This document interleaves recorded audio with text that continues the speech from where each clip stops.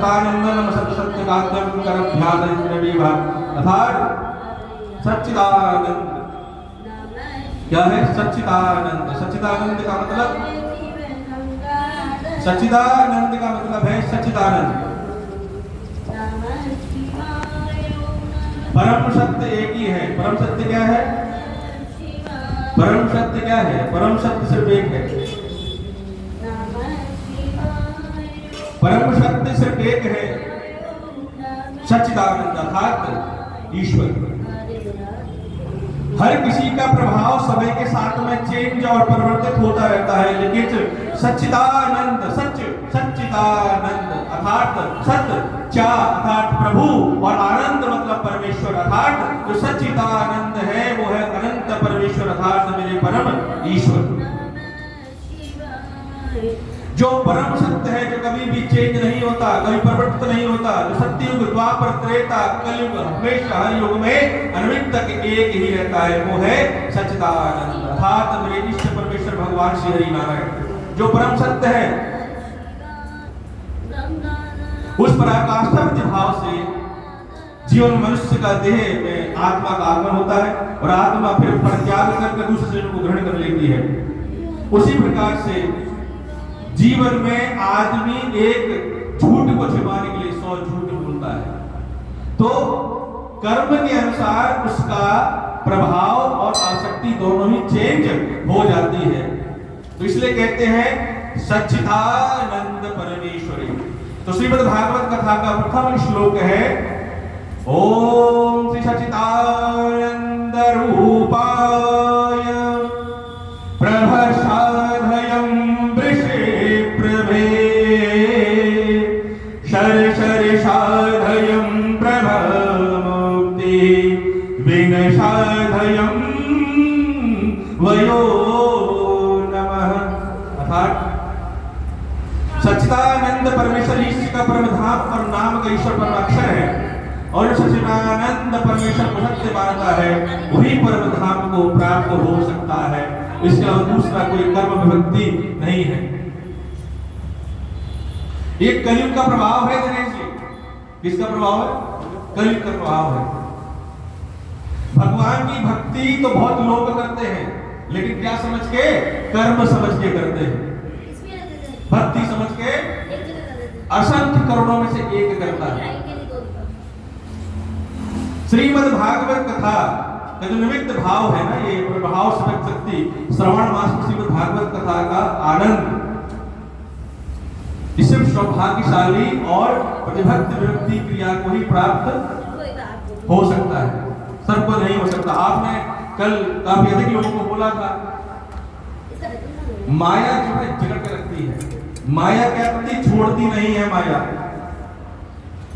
तो माया विभक्ति का कार्य कर देती है। माया कहती नहीं मैं तुझे छोड़ूंगी नहीं, क्योंकि तू जीवन में आया है तो मैं तुझे अपने आप में बांध के रखूंगी, मैं तुझे विसर्ग नहीं करने दूंगी। चित्त चिंतन भक्ति निमित्त है। हम बड़े सौभाग्यशाली हैं। मैं अपने आप को बड़ा सौभाग्यशाली मानता हूं कि चौमू नगरी के अंदर में श्रीमद् भागवत कथा बहुत समय से विचरण किया था, लेकिन कभी प्रभाव इसका निमित्त प्राप्ति नहीं हुई थी। और आज श्रावण मास में प्रभक्त भक्त भगवान ने भक्ति माध्यम से निमित्त भक्ति का प्रारंभ करवाया और श्रीमद् भागवत कथा का आरंभ करवाया। ये श्रावण मास में श्रीमद् भागवत कथा का जो विभक्ति भाव है ये बड़े अनंत कर्मों से प्राप्त होता है। मनुष्य का जीवन 84 लाख योनियां पार करने के बाद प्राप्त होता है। ये बड़े दुर्लभ जीवन है हमारा। दुर्लभ क्यों बोला? क्योंकि दुर्लभ अर्थात दुर्भाव दुर्गति साध्य कर्मम करिष्यति, अर्थात जीवन 84 लाख योनियों में जो आपने दुर्लभ कर्म किए थे उसके सदप्रभ भाव कर्म के अनुसार आपको ये मनुष्य जीवन प्राप्त हुआ है, ये जीवन प्राप्त हुआ है। ये श्रीमद् भागवत कथा जो भी मनुष्य जीवन को प्राप्त कर मनुष्य का जीवन की इस देह का परिभ्रमण साध नहीं करते, अर्थात इसको माध्यम नहीं बनाते भगवान श्री भक्ति का, उनका जीवन में अर्थात इस मनुष्य देह का पाने का कोई भी प्रभाव साध्य नहीं होता। अगर मनुष्य जीवन मिला है तो भक्ति और सात्विकी भक्ति भी अवश्य करनी आवश्यक है। अगर मनुष्य जीवन मिला है तो भगवान की भक्ति का साधक का माध्यम बना लीजिए। माध्यम बनाएंगे तो भक्ति का प्रभाव अधिक होगा, और भक्ति का प्रभाव अधिक होगा तो भगवान के राह में जाने का आपका मार्ग सरल हो जाएगा।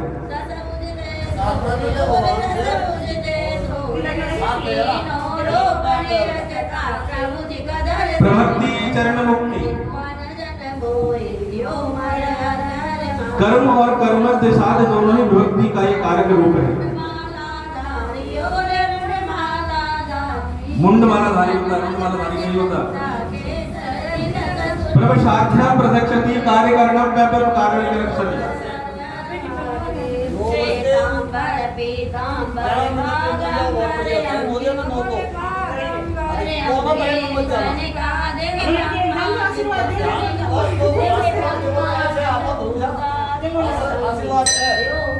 प्रभव्यभ्यं नमो देव नमः साधकर्मयो प्रभे नमः कार्यभ साधयं प्रभे मुक्तिदायं शरणोदयं मरोगमे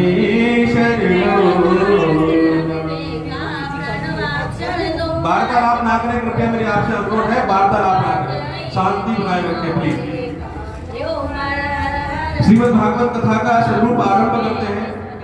एक बार की बात है, एक बार की बात है, प्रभु साध करण करते कारण में प्रसाद मुक्ति का प्रभाव साध निमित्त हुआ था, जहां पर तीनों लोग और त्रिभुवन और 12 भुवन, कितने लोग हैं? तीन तो लोग हैं, त्रिभुवन है और 12 भुवन है। इन सभी देवी देवताओं को बुलाया गया, एक सभा आयोजित की गई। क्या किया गया? एक सभा को आयोजित किया गया, सभा विराजमान, जिसमें सभी देवी देवता किन्नर इत्यादि समस्त देवी देवता आकर वहां विराजमान होते हैं। और विराजमान होते हैं, नारद जी वहां विराजमान होते हैं, नारद जी विराजमान होते हैं। नारद जी विराजमान होते हैं तो गर्भगृह में समस्त देवी देवताओं का प्रादुर्भाव होता है, और वहां पर एक बात की चर्चा चलती है। किस बात की चर्चा? कि भक्ति और प्रेम का भाव, सबसे अधिक प्रेम कौन किसको करता है? सबसे अधिक प्रेम कौन किसको करता है? ब्रह्मा विष्णु महेश त्रिगुण देवता।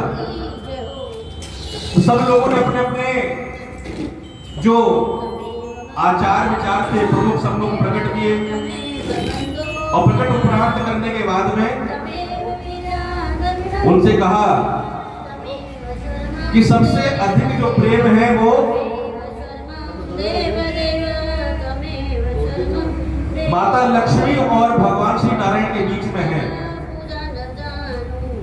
तो किसी ने कहा कि अगर माता लक्ष्मी और भगवान श्री नारायण के बीच में इतना प्रेम है तो भगवान श्री नारायण भक्त के पीछे पीछे क्यों फिरते रहते हैं और भक्त के लिए क्यों इधर से उधर जन्म लेते रहते हैं, अर्थात अनुमंत्रित होते रहते हैं। उसके उपरांत में सद्भाव निमित्ति के बाद में फिर बारी आई ब्रह्मा और माता सरस्वती की। आपने सुना? सभा आयोजित की गई। सभा आयोजित में जब ये बात हुई कि सबसे अधिक प्रेम कौन किसको करता है, जो सभा थी वो क्या थी? भगवान श्री नारायण की अनुकंपा कृपा से उस सभा का आयोजन किया गया था, क्योंकि अमृत कथा का प्रभाव होना था। तो लीला श्री नारायण रचते हैं। क्या रचते हैं? लीला श्री नारायण लीला रचते हैं। और नारायण की लीला क्या है? नारायण की लीला ये है कि सभा का आयोजन किया गया, त्रिभुवन सभी देवी देवता का आगमन हुआ, और सबसे कहा कि प्रेम सबके बीच, किसके बीच में सबसे अधिक प्रेम है? तो कहा कि माता लक्ष्मी और श्री नारायण के बीच में सबसे अधिक प्रेम है। उन्होंने कहा अगर नारायण और लक्ष्मी के बीच में इतना प्रेम है तो फिर नारायण भक्तों के पीछे क्यों भागते फिरते? उसके बाद में ब्रह्मा जी और माता सरस्वती की बारी आई। उन्होंने कहा कि ब्रह्मा जी और सरस्वती के बीच में अधिक प्रेम है। उन्होंने कहा अच्छा उनमें अधिक प्रेम, इतना अधिक प्रेम है तो विभक्ति भाव में निमित्त हमेशा वीणा को साथ में लेकर मात समझने अलग क्यों विराजमान है, ब्रह्मा जी के साथ में क्यों नहीं है। तो नारद जी जो थे बड़े चतुर है। नारद जी क्या है, बड़े चतुर है। नारद जी को पता था कि लीला रचने वाली है और लीला ऐसी रची जा रही है कि जिसमें मेरा बहुत बड़ा योगदान है। इसका नारद जी का क्या है, योगदान बहुत बड़ा है। बोलो हरि नारायण नारायण। नारद जी हमेशा क्या कहते हैं, हरि नारायण हरि नारायण हरि नारायण नारायण, वो कुछ और नहीं कहते। जीवन में कर्म में विभक्ति। एक बीच में एक बात कहता हूं, एक छोटी सी कथा है कि नारायण की प्रतिभक्ति। हमेशा एक बात बोलते हैं, जब भी मुखार बिंदु से बोलो हमेशा प्रभु का ध्यान और नाम ही बोलो। इसे वार्तालाप करती है। नारायण ने अपने जीवन में कभी दूसरे शब्द का प्रयोग नहीं किया। क्या किया, किसी दूसरे प्रयोग का शब्द का प्रयोग नहीं किया। उन्होंने क्या कहा, हरि नारायण हरि नारायण हरि नारायण हरि नारायण, नारायण पर शब्द का प्रभाव किया। तो नारायण जी ने कहा कि मैं किसी कथा का प्रतिभाव निमित्त हूं, इसलिए अब वो कहते हैं कि भगवान श्री भोलेनाथ और माता पार्वती के जो बीच का प्रेम है वो सबसे अखंड प्रेम है। बोलो श्री हरि नारायण। अब नारद जी की बात जब ऐसी प्रतिभाव हुई तो नारद जी ने बोला, मैं इस बात को सिद्ध कर दूंगा कि भगवान भोलेनाथ और माता पार्वती के बीच में प्रेम का अधिभाव भाव नहीं है। सभी देवी देवताओं ने कहा बहुत अच्छी बात है, लेकिन ऐसा सत्य नहीं है। अगर सत्य होता तो प्रतिभाव की प्रवृत्ति नहीं होती। नारद जी भगवान भोलेनाथ कैलाश पर्वत पर विराजमान थे नहीं। दिनेश जी सिस्टर है, पूछ गई थी। श्रीमद् भागवत देखो, भगवान ने कहा था कि बहुत, मैं आपको एक बात बार बार बोलता हूँ, ये मैं दूसरी बार कथा प्रवचन कर रहा हूँ श्रीमद् भागवत कथा का। श्रीमद् भागवत कथा ये बहुत दिव्य पुरुष जो असंख्य लोगों में उसको ही इसकी प्राप्ति होती है। अच्छा, श्रीमद् भागवत कथा पंडाल में सुनते तो बहुत लोग हैं, लेकिन ग्रहण कितने लोग करते हैं, इसका प्रभाव है। श्रीमद् भागवत कथा को सुनना नहीं है, इसको जीवन में उतारना है। आगे आगे कथा का जब भाग बढ़ेगा तो आपको आनंद की प्राप्ति होगी। श्रीमद् भागवत कथा प्रभाव में तो नारद मुनि क्या करते हैं, सभा को छोड़कर और कैलाश पर्वत की ओर चले जाते हैं। बोलो हरे हरे कृष्णा हरे कृष्णा। क्या करते हैं, कैलाश पर्वत की ओर चले जाते हैं और वहां देखते हैं। अच्छा, उनको पता था कि भगवान भोलेनाथ जो है वहां पर है नहीं। मारे जी, नारद जी को पता था कि भगवान भोलेनाथ वहां पर नहीं है, माता पार्वती अकेले में विराजमान है। अब नारद जी कैलाश पर्वत पहुंचते हैं, हरि नारायण नारायण नारायण नारायण। माता पार्वती जी जब वहां आते हैं कि अरे नारद जी आपका आगमन हुआ कैलाश पर्वत पर, बहुत अच्छे। नारद जी कहते हैं, माता मैं तो भगवान भोलेनाथ से मिलने आया था, चलो आपसे अगर मुलाकात होगी, चलो कोई बात नहीं, फिर मैं अब जाता हूं, जब आएंगे तब मिलता हूं। उनसे एक प्रमुख बात करनी थी मुझे। अब स्त्रियों का स्वभाव होता है, किसका? स्त्रियों का स्वभाव होता है, अगर पुरुष घर पे ना हो, अगर कोई बीच की बात है तो कोई बात रह नहीं सकती। श्रीमद् भागवत कथा पूर्ण हो सकती है, लेकिन चार स्त्रियां अगर एक जगह बैठी हो तो उनकी वार्तालाप कभी भी समाप्त नहीं होती। बोलो श्री नारायण। चार युग बीत जाएंगे लेकिन कथा कभी भी पूरी नहीं होगी, वार्तालाप चलती रहेगी। तो माता पार्वती ने कहा, नारद जी अगर आप आए हो तो जो आपका आने का कारण है कृपा करके मुझे बतला दीजिए। अब नारद जी को तो बीच में क्या होता है, जब दोनों के बीच में प्रेम हो तो प्रेम जब दोनों के बीच में है, अगर उस प्रेम की परीक्षा लेनी हो या प्रेम का प्रतिभाव करना हो तो क्या करना पड़ेगा? तीसरे को बीच में आकर क्या करना होता है? एक फुर्री लगानी होती है। क्या किया नारद जी ने? क्या कर दी? फुर्री लगा दी। नारद जी ने फुर्री लगा दी और नारद जी ने फुर्री लगा कहते हैं कि प्रभाव की विभक्ति करने का प्रभाव क्या है? कि नहीं नहीं माता कोई बात नहीं है, मैं प्रभु से कह दूंगा। अरे नहीं नारद जी ऐसी क्या बात है, आप आए तो आपको तो कहना पड़ेगा, ऐसे तो बात नहीं बनेगी। अब भगवान जो नारद जी थे वो यही तो चाहते थे कि माता पार्वती के जोड़ डालें और उनको सारी बात बता दूं। उन्होंने कहा माता आज एक सभा का आयोजन हुआ था, उसमें बहुत सारे ऋषि गण मुनि सब गंधर्व देवी देवता सब विराजमान थे।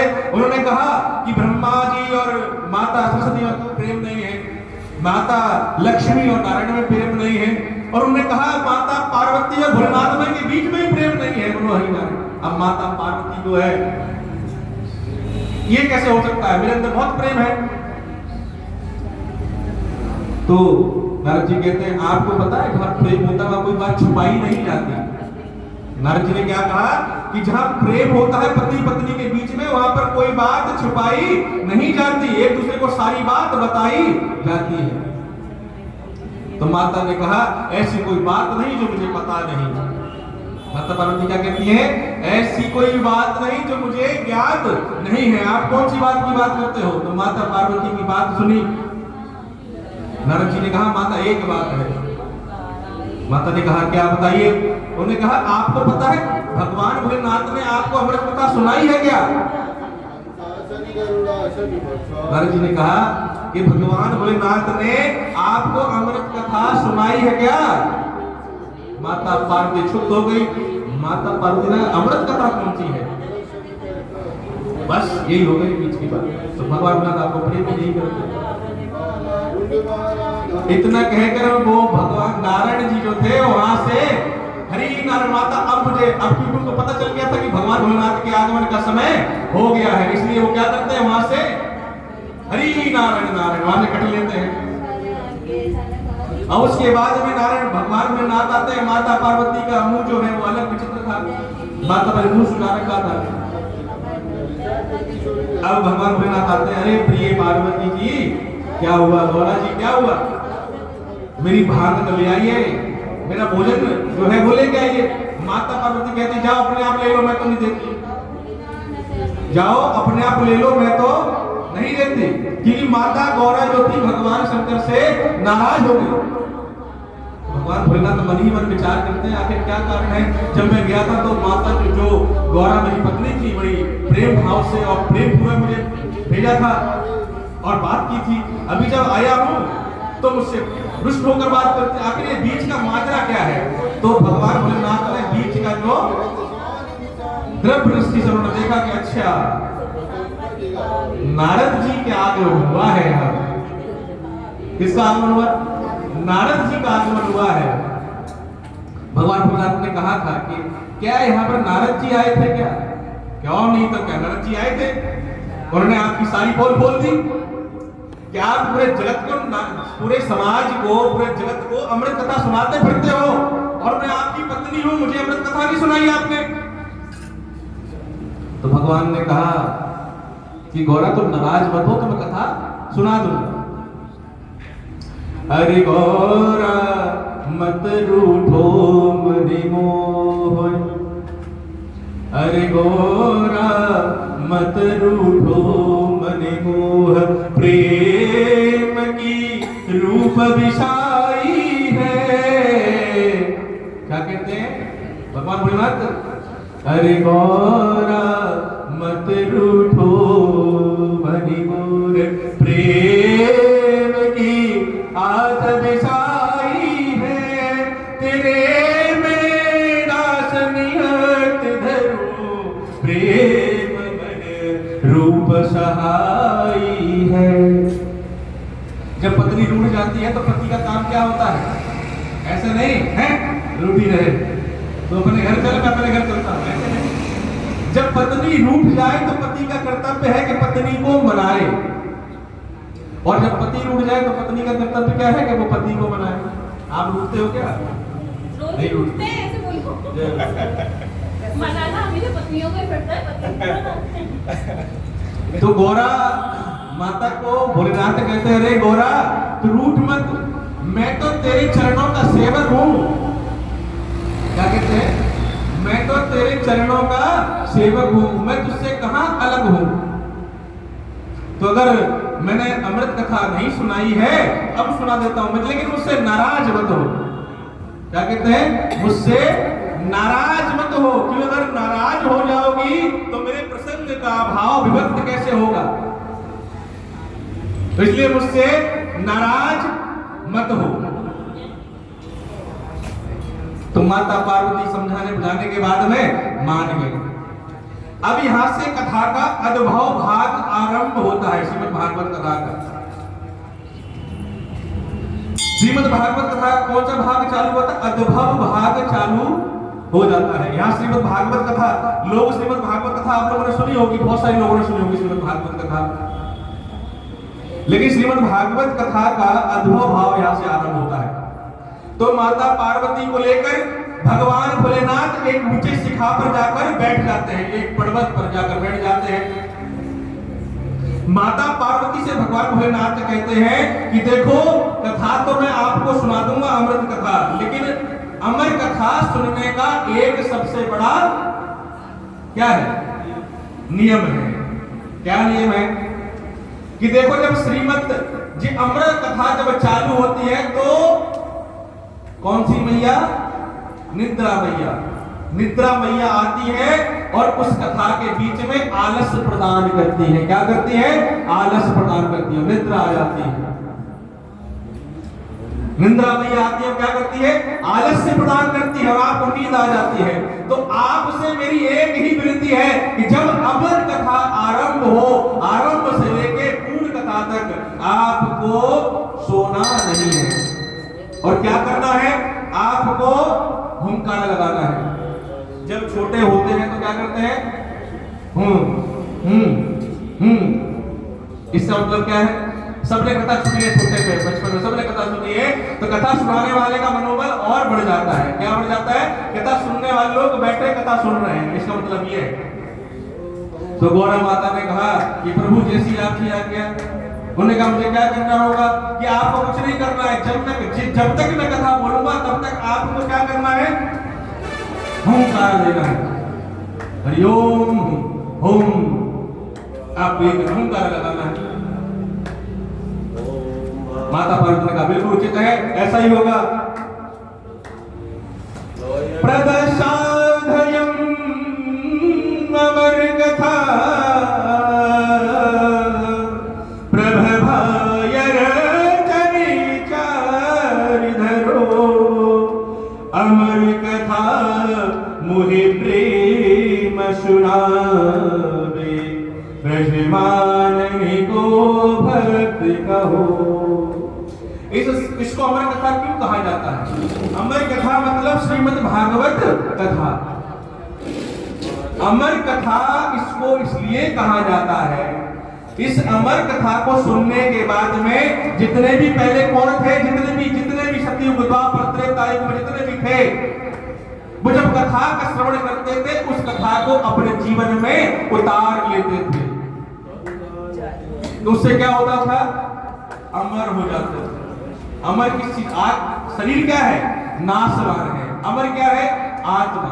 आत्मा क्या है? अमर है। तो आत्मा अमर हो जाना मतलब मोक्ष प्रतिभाव में विशक्ति प्राप्ति हो जाना। अमर का मतलब यही होता है। अमर का मतलब कदापि ये नहीं होता कि आज आपकी उम्र 25 वर्ष है तो वो ही आपकी जिंदगी, पूरे समाज जब तक युग है तब तक आपकी वही रहेगी। अमृत का मतलब ये नहीं होता।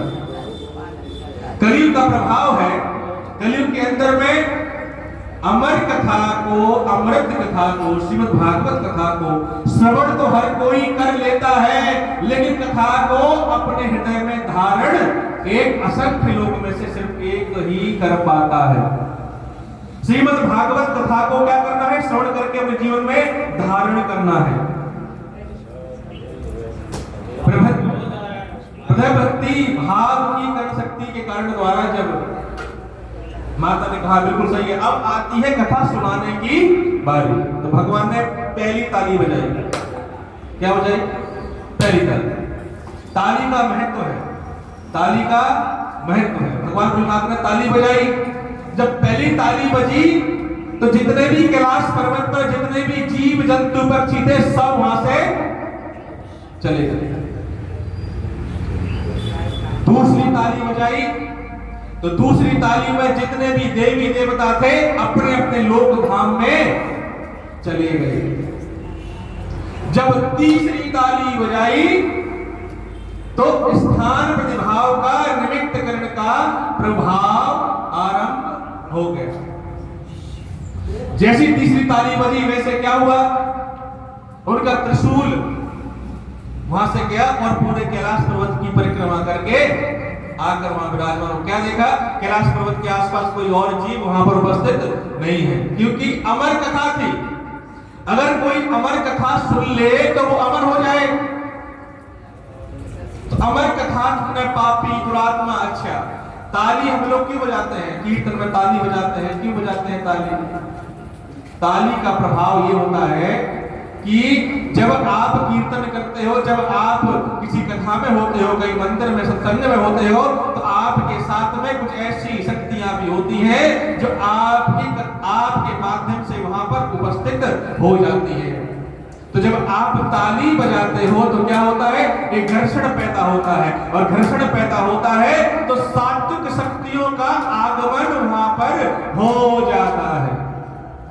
तो क्या होता है? अनंत शक्तियां वहां से विरक्त हो जाती है और सात्विक शक्ति वहां विराजमान होकर सात्विक प्रवृत्ति का प्रभाव आरंभ हो जाता है। तो इस प्रकार से जब अच्छा वहीं पर क्या था जहां पर कथा आरंभ हो रही थी? कौन सा वृक्ष था? कल्प वृक्ष था। कल्प वृक्ष के ऊपर में एक सुए का बच्चा अंडा रूप में था, लेकिन कथा आरंभ होने से पहले से अंडे से निकल के बाहर वो आ गया, अंडे से निकल के बाहर आ गया। लेकिन भगवान भोलेनाथ की नजर उन पर पड़ी नहीं। भगवान भोलेनाथ ने अब तोते की एक आदत है, क्या आदत है दिनेश जी? जिस बात को सुन लेता है उस बात को क्या करता है? रिपीट करता है। तो भगवान भोलेनाथ जब माता पार्वती को जब ये बात बता रहे थे तो उसको वो बात मन में जो थी दिमाग में भर गई और वो रिपीट। अब जैसी कथा आरंभ हुई, सच्चिदानंद रूपाय प्रभाषाधयं विनो प्रभाय शरणाक्षणं प्रभाषध्यं विनमायं वयं नमः विनमायं विनो नमः। श्रीमद् भागवत गीता का पहला श्लोक, इसका मतलब है सच्चिदानंद, सत्य अर्थात परमेश्वर, अति आनंद परमेश्वर की भक्ति जीवन में सिर्फ एक ही सत्य है, वो है परम आनंद अर्थात परमेश्वर में कृष्ण भगवान अर्थात कौन? श्री हरि नारायण। इसके अलावा कोई सत्य और नहीं है, ये परम सत्य है। जीवन में हर चीज समय के अनुसार, युग के अनुसार और कर्म के अनुसार परिवर्तित होती रहती है, लेकिन जीवन में अगर कुछ चेंज नहीं होता तो वो सिर्फ एक है, वो क्या है? श्री हरि नारायण और परमेश्वर। ये कभी भी चेंज और परिवर्तित नहीं होते। भगवान भोलेनाथ ने कथा आरंभ कर दी। जब कथा पूर्ण हुई तो देखा कि माता पार्वती सो रही है। माता पार्वती अब भगवान भोलेनाथ भगवान की भक्ति में कितने ज्यादा विभक्त हो चुके थे। देखिए, भक्ति की पराकाष्ठा बताता हूं, भक्ति की पराकाष्ठा। माता पार्वती का सर उनकी गोद में था। किसकी गोद में? भगवान भोलेनाथ की गोद में। सुबह पेड़ पर बैठे हुंकार लगा रहा था, सुबह पेड़ पर बैठ के हुंकार लगा रहा था और माता पार्वती गोद में थी। उनको यह आभास नहीं हो रहा था कि आवाज कहां से आ रही है। ये तो प्रतीत हो रहा था कि आवाज आ रही है, लेकिन आवाज कहां से आ रही है उनको पता नहीं था। क्योंकि देखो, एक बात बहुत महत्वपूर्ण कहता हूं मैं आपसे, चोमू नगरी एक अच्छी और प्रभक्ति की नगरी है। इसलिए है क्योंकि भगवान श्री नारायण जब जब क्या हुआ, युद्ध हुआ था, तो भगवान जी नारायण की चौमुख नगरी के प्राप्त होकर यहाँ से गए थे। तो जब उनके चरण पड़े थे तो उसकी नगरी का प्रादुर्भाव हुआ था। चौमुख नगरी का प्राणिक जो नाम है वो प्रधातक भक्ति नगरी है। प्रादुर्भाव भक्ति श्रीमद् भागवत कथा जो विभक्ति भक्ति है, मैं इसलिए कह रहा हूं आपसे, क्योंकि श्रावण मास में भक्ति जो लोग करते हैं दो तरह की भक्ति करते हैं। एक तो क्या कहने करते हैं कि सुबह उठना है, जिस प्रकार से लघु शंका है उसी प्रकार से अपनी भक्ति कार्य क्या करना है, उठना है। उठने के बाद में क्या करना है, स्नान करना है। स्नान करने के बाद में मंदिर जाना है। मंदिर जाके मंदिर में अच्छा भक्ति दो प्रकार की करनी चाहिए। कौन कौन सी? एक तो निष्काम भक्ति और एक है निविधा भक्ति। निष्काम भक्ति इसलिए जिसमें किसी काम का कोई भाव ना हो, वो निष्काम भक्ति होती है। और निविधा अर्थात नेति वदित वर्धते, नेध वर्धते अर्थात जिसमें नेध्यम अर्थात शरीर, वर्धम अर्थात कर्म और वर्धते अर्थात संसार, इन तीनों का कोई प्रभाव ना रहे तो वो निविधा भक्ति कहलाती है। इसलिए जीवन में निष्काम और निविधा भक्ति करनी चाहिए। जीवन में बचपन बीता खेलने में, युवावस्था बीती आनंद का भाग लेने में, वामप्रस्थ अवस्था में बीती परिवार में, पत्नी के प्रति भोग में, बच्चों के संस्कारों में, बच्चों के कर्म में, और जब बुढ़ापा आया तो कहता है हरि नारायण तेरे पैरों में दर्द है। क्या कहता है बुढ़ापे में? क्या कहता है आदमी? मेरे पैरों में दर्द है, मेरा बच्चा मुझे क्या नहीं करता, मेरा आदर सत्कार नहीं करता, मेरा बच्चा मेरा आदर सत्कार नहीं करता, मुझे पूछता नहीं है, मुझे दो वक्त की रोटी भी ढंग से देता नहीं है, घर में क्या करता है, कलह करता है, कलेश करता है। पाछे पछतात होत क्या जब चुड़िया चुन गई खेत। प्रतिभाव और विभक्ति का संस्कृत भाव ये है कि जीवन में चार ही वर्ण हैं। क्या है?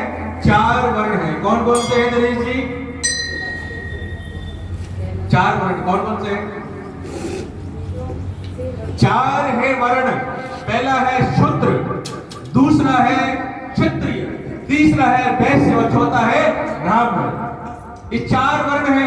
चार ही युग है, सतयुग, त्रेता, द्वापर और कलयुग। चार ही प्रमुख दिशाएं हैं। चार क्या है? प्रमुख दिशाएं। और चार ही जीवन का परिचक्र है। चार ही उसके क्या है? पड़ाव है। प्रथम पड़ाव क्या है? प्रथम पड़ाव है बाल्य अवस्था। 0 से लेकर और 11 वर्ष की जो आयु है वो बाल्य अवस्था कहलाती है। बाल्य अवस्था के बाद में क्या आता है? युवा अवस्था। युवा अवस्था की अवधि है 11 वर्ष से लेकर और 35 वर्ष। क्या है? युवा अवस्था। 35 वर्ष से लेकर 65 वर्ष की जो अवधि है वो क्या है? वामप्रस्थ अवस्था। वामप्रस्थ अवस्था मतलब मैं आप, ये तो संन्यास अवस्था में कुछ बारीकी संन्यास अवस्था में, हम और आप क्या है? वामप्रस्थ अवस्था में है। वामप्रस्थ अवस्था के बाद में आता है आपका संन्यास अवस्था। कथा का मतलब होता है हृदय और परमात्मा का मिलन। एक बात और मैं प्रमुखता कहूंगा, गुरु क्या है? गुरु का मतलब क्या है? गुरुवं साध्यं गुरुतरे, गुरुवं साध्यं गुरुतरे, हृदय प्रभु वरि भक्ति परमेश्वराय हृदये तमे त्रदभायं नमो प्रभे। अर्थात गुरु क्या है? लोग जो है गुरु को बनाकर वो गुरु की पूजा आरंभ कर देते हैं और भगवान की पूजा छोड़ देते हैं।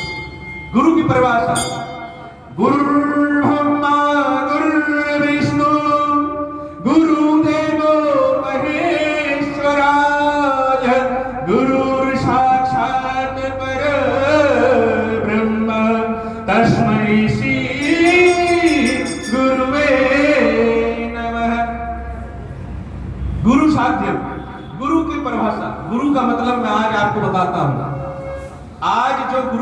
मुझे बता देगा, आज मैं उसको गुरु मंत्र प्रदान करूंगा। गुरु का मतलब क्या होता है बताइए दलील जी, गुरु का मंत्र क्या है? गुरु क्या है? भगवान से मिला दे। जो गुरु से आप मतलब साथ है।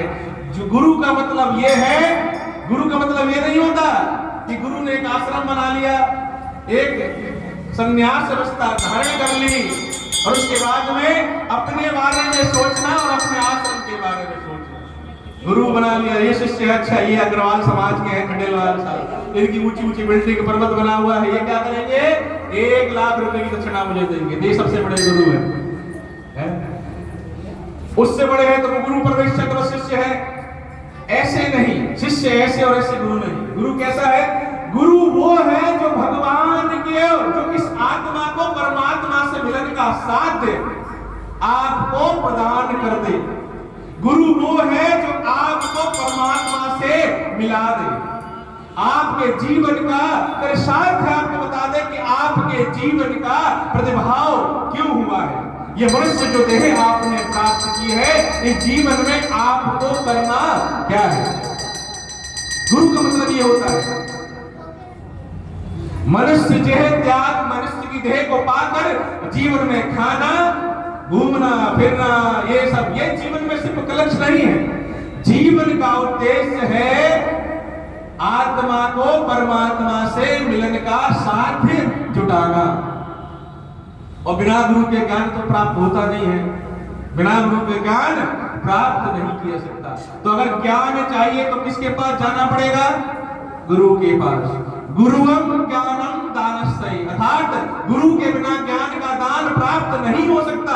इसलिए गुरु के दान के लिए आपको भक्ति करनी ही पड़ेगी। बिना गुरु का ज्ञान आपको नहीं मिल सकता, इसलिए गुरु आपको जीवन में बनाना ही बनाना पड़ेगा। बिना गुरु के ज्ञान नहीं मिलेगा।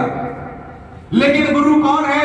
जो धन को महत्वपूर्ण इंपोर्टेंस ना दे। वो किसको दे? शिष्य को।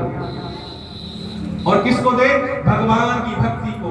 गुरु वही है जो भगवान और जीव में दोनों को मिलाने का साध्य जुटा देता है, वही क्या है? गुरु कहलाता है। जीवन 4 वर्ण है। जब बच्चा छोटा होता है ना, जब बच्चा छोटा होता है तो क्या होता है? छोटे से बच्चे को संस्कार देना आरंभ कर देना चाहिए। क्या कर देना चाहिए? संस्कार।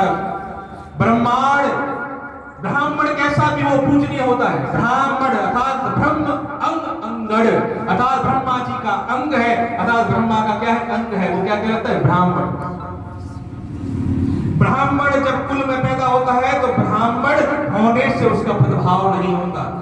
ब्राह्मण कुल में पैदा होकर ब्रह्मांड और ब्रह्मांड की पद्धति को सिद्ध करना ही उसका प्रभाव बनता है। तो ब्राह्मण कैसा भी हो पूजनीय होता है। प्रतिभाव विभक्ति में 4 वर्ण मैंने आपको बताए थे, 4 प्रतिरूप विभक्ति बताई थी। 4 प्रतिभाव में व्यक्ति का भाव कैसा होता है? जैसे बाल्य अवस्था हुई है, संस्कारों का प्रतिभाव। अच्छी संगति में, सत्संग में उसको विराज आइए। अच्छे बुजुर्गों को, जहां पर भगवान की भक्ति का भाव होता हो, जहां पर भक्ति का प्रभाव होता हो, वहां पर क्या कीजिए? वहां पर उसको विराजमान कराइए। बच्चे संस्कार, बड़े अपने पैर छूना, आदर सत्कार करना का। प्रातः काल होने के बाद माता पिता के चरण छूना, रात्रि में सोने से पहले माता पिता के चरणों को छूना, बड़ों का पैर छूना को, जितने भी लोग हैं उन सब के चरण स्पर्श करना। ये संस्कार आपको देने पड़ेंगे।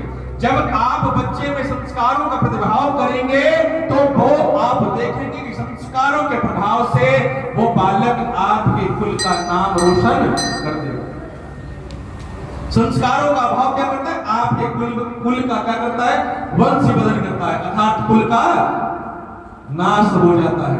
तो संस्कार जब तक नहीं होंगे तब तक कुल का अंशत वीर वर्जित नहीं हो पाएगा।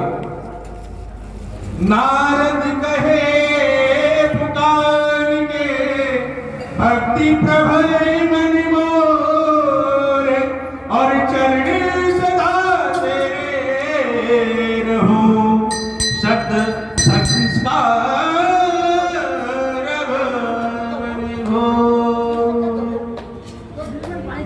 संस्कारों का जो प्रभाव है, संस्कार का मतलब क्या होता है? सह अर्थात सृष्टि, शह अर्थात समुद्र, अर्थात पूरे ब्रह्मांड का जो क्षीर सागर है, क्या है?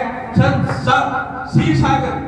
और कारण अर्थात कार्य का पूरा ब्रह्मांड, ये तीनों लोक और त्रिभुवन और 12 उपखंडों को मिलकर संस्कारों का प्रतिभाव हुआ है। जैसे श्री राम प्रभे संस्कृपालम प्रवर्धिते करवर्धयं प्रदोभयं रामायो वीरो प्रभे। संस्कारों का भाव मतलब क्या है? संस्कार मतलब भगवान श्री राम, संस्कार मतलब भगवान श्री लक्ष्मण, शत्रुघ्न, भरत। ये क्या है? संस्कार। संस्कारों का प्रभाव है। चारों भाई साथ में रहते हैं। बड़े भाई के बिना छोटा भाई अधूरा है, छोटे भाई के बिना बड़ा भाई अधूरा है। राज्य की गद्दी भगवान ने कहा कि भैया तुम ले लो। उन्होंने कहा प्रभु प्रद्रुपम नामम पश्यामि, राजगद्दी तो छोड़ो, अगर त्रिभुवन राज्य भी मुझे मिले तो उसको मैं भगवान भैया के चरणों में नौछावर कर दूं। ये ऐसे हैं भगवान के संस्कार, ऐसे हैं प्रभाव और संस्कार। आजकल तो क्या होता है? आजकल तो एक प्राप्त पता चल जाए कि बड़े भैया के ऊपर धन का एक होटली बंधी हुई है, तो रात में भैया सो जाएगा, सुबह उठने को बोलेगा बेचारा वो अपने परम लोक में जा चुका है। संस्कारों का अभाव है। संस्कारों का क्या है? अभाव है। संस्कारों का अभाव है। तो जीवन में संस्कारों का प्रतिभाव करना आवश्यक है, संस्कारों को प्रतिभक्ति करनी आवश्यक है। तो बचपन से ही बच्चों को संस्कार देने चाहिए। शिव ग्रंथों का अध्ययन करना चाहिए। ब्रह्मा ने सृष्टि की उत्पत्ति से पहले 4 वेद, उपनिषद, उपसंदर्भ, पृथक शास्त्र, सदिकर्म ग्रंथ प्रतिभाव की उत्पत्ति कर दी थी रोजाना। लेकिन हम जो है क्या करते हैं? भगवान मेरे सम्मुख खड़े हैं, लेकिन मैं क्या कर रहा हूं? इधर उधर भटक रहा हूं।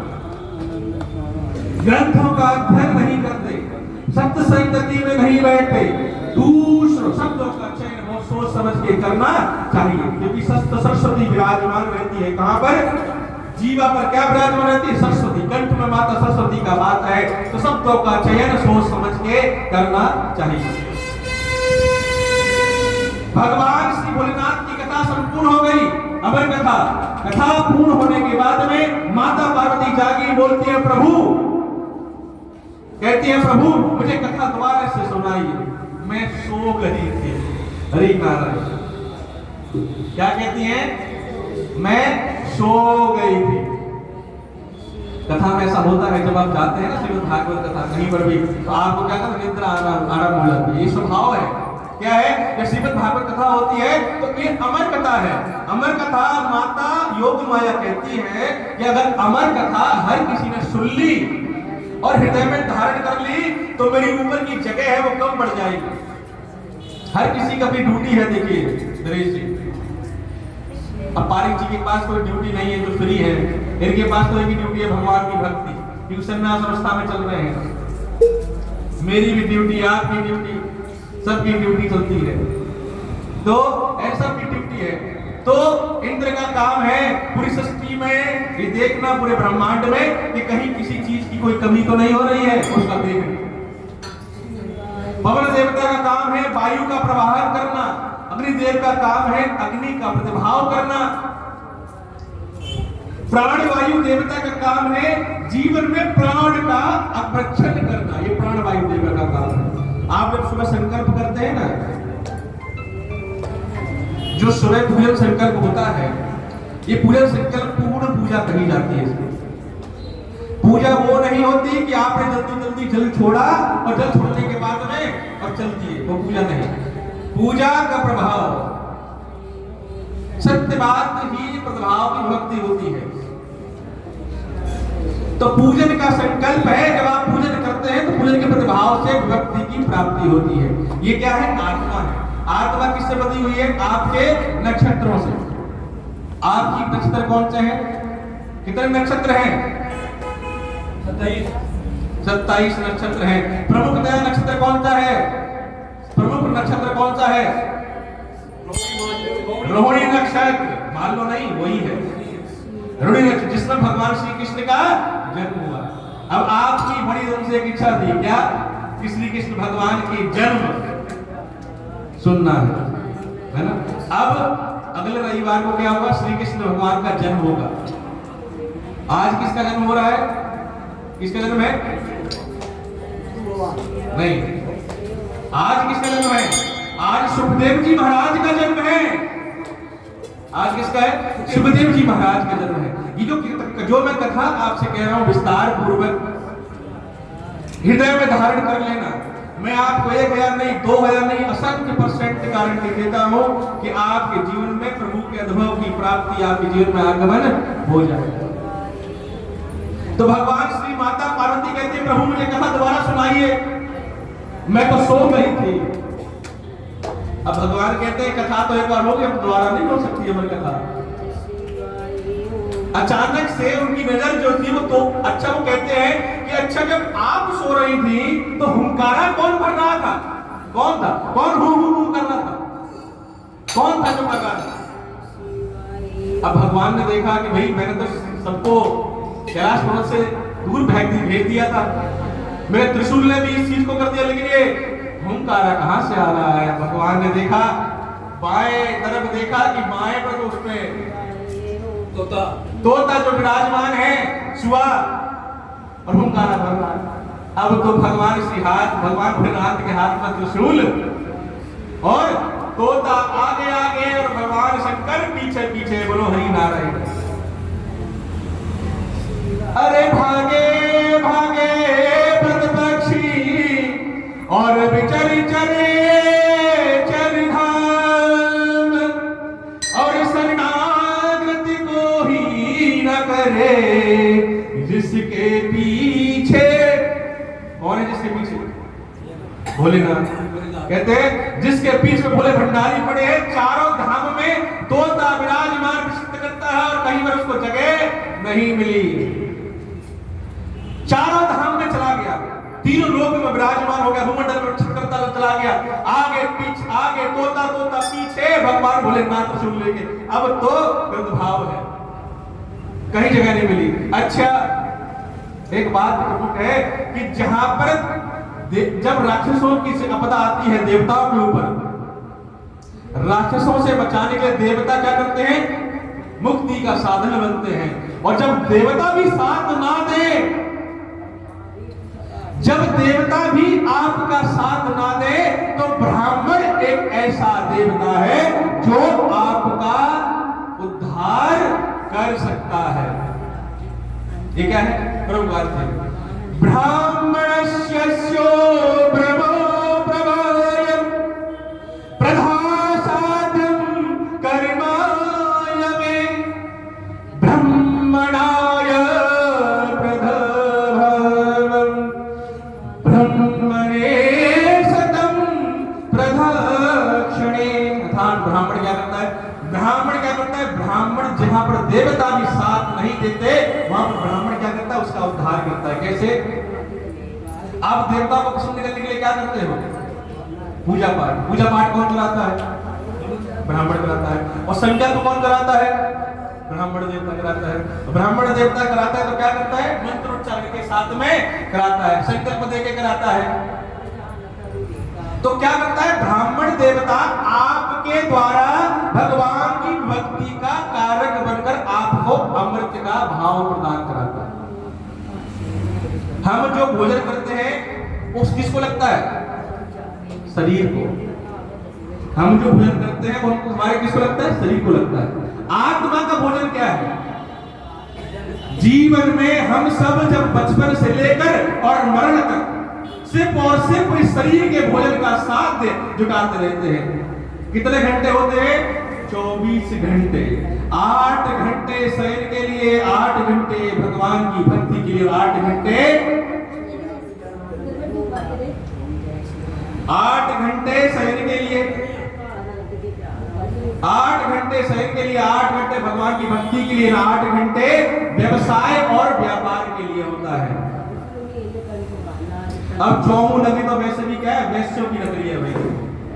यहाँ तो व्यापार प्रमुख है ना। तो अगर यहाँ परसेंटेज देखी जाए तो यहाँ पे 90% जो आबादी है वो किसकी है? वैश्यों की है, अर्थात बनियों की है। बनिए को बनिए क्यों कहा जाता है? तीसरा वर्ण है कौन सा? वैश्य। शूद्र, क्षत्रिय और वैश्य। बनिए को बनिए क्यों कहा जाता है? कि बनिया हमेशा बनता है और बनाता है, कभी भी बिगड़ता और ना बिगाड़ता है। ध्यान रखना इस चीज का, ये प्रमुख बात है।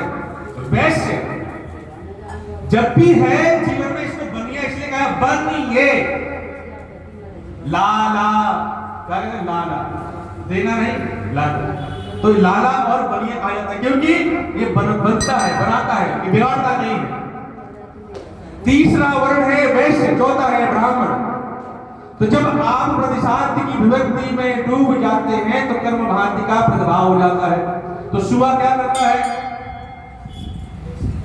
श्री वेदम व्यास, बोलो श्री वेदम व्यास महाराज की जय। ब्राह्मणों में सबसे प्रमुख स्थान अगर किसी का है पूरे ब्रह्मांड में तो वो कौन है? वेदम व्यास महाराज का है, वेद व्यास महाराज का है। वो सुबह जो है वेद व्यास महाराज के आश्रम में पहुंचता है और वेद व्यास की जो पत्नी थी जवाई लेती होती, क्या लेती है? जवाई ले रही होती है। जवाई लेती है तो वो मुंह के स्थान से, मुंह के मार्ग से वो कहां चले जाते हैं? शिवा गर्भ में चले जाते हैं। बोलो श्री सुखदेव जी महाराज की जय। गरिमोदयं सुखादेवं गरिमो सदयं गरिमो प्रभे वेदव्यासं प्रभो भक्तं ब्रह्मचार्यं नमस्तुते। वेद व्यास को हम सभी लोग प्रणाम करते हैं। वेद व्यास महाराज ही एक ऐसा माध्यम थे जिससे पूरी सृष्टि आज श्रीमद् भागवत कथा का आनंद प्राप्त करती है, अर्थात इस अमृत कथा का आनंद प्राप्त करती है। शुआ जो है गर्भ में जाकर विराजमान हो गए। इधर भगवान भोलेनाथ त्रिशूल लेकर लाल लाल आके क्रोध में भरे हुए वेद और व्यास के सब लोग प्रकट हो गए। कहते हैं कि एक चोर आपके आश्रम में घुस आया है। कहते हैं क्या?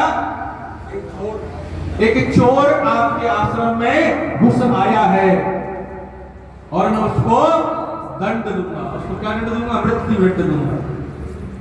भगवान भोलेनाथ की बात सुनी तो भगवान भोलेनाथ वेद व्यास महाराज कहते हैं कि हे प्रभु, हम तो हजारों वर्ष तपस्या करते हैं तब जब आपके दर्शन प्राप्त नहीं होते। उस शुआ ने पता नहीं कितने अच्छे कर्म किए होंगे जो भगवान भोलेनाथ के पीछे पीछे वो आगे आगे जा रहा है और भगवान भोलेनाथ उसके दरबार, मेरे दरबार पर आज आगमन हो गया है। आज तक मैंने आपकी कितनी तपस्या की, आपने मुझे दर्शन नहीं दिए प्रभु, लेकिन आज आप उस शुआ के चक्कर में मुझे आप दर्शन देकर आ गए। तो वो शुआ भी धन्य है प्रभु और मेरा आश्रम भी आज धन्य हो गए जो मैंने आपके दर्शन आज कर लिए। जब क्रोध आता है तो क्रोध में क्या होता है? क्रोध में विवेक शक्ति छिन जाती है।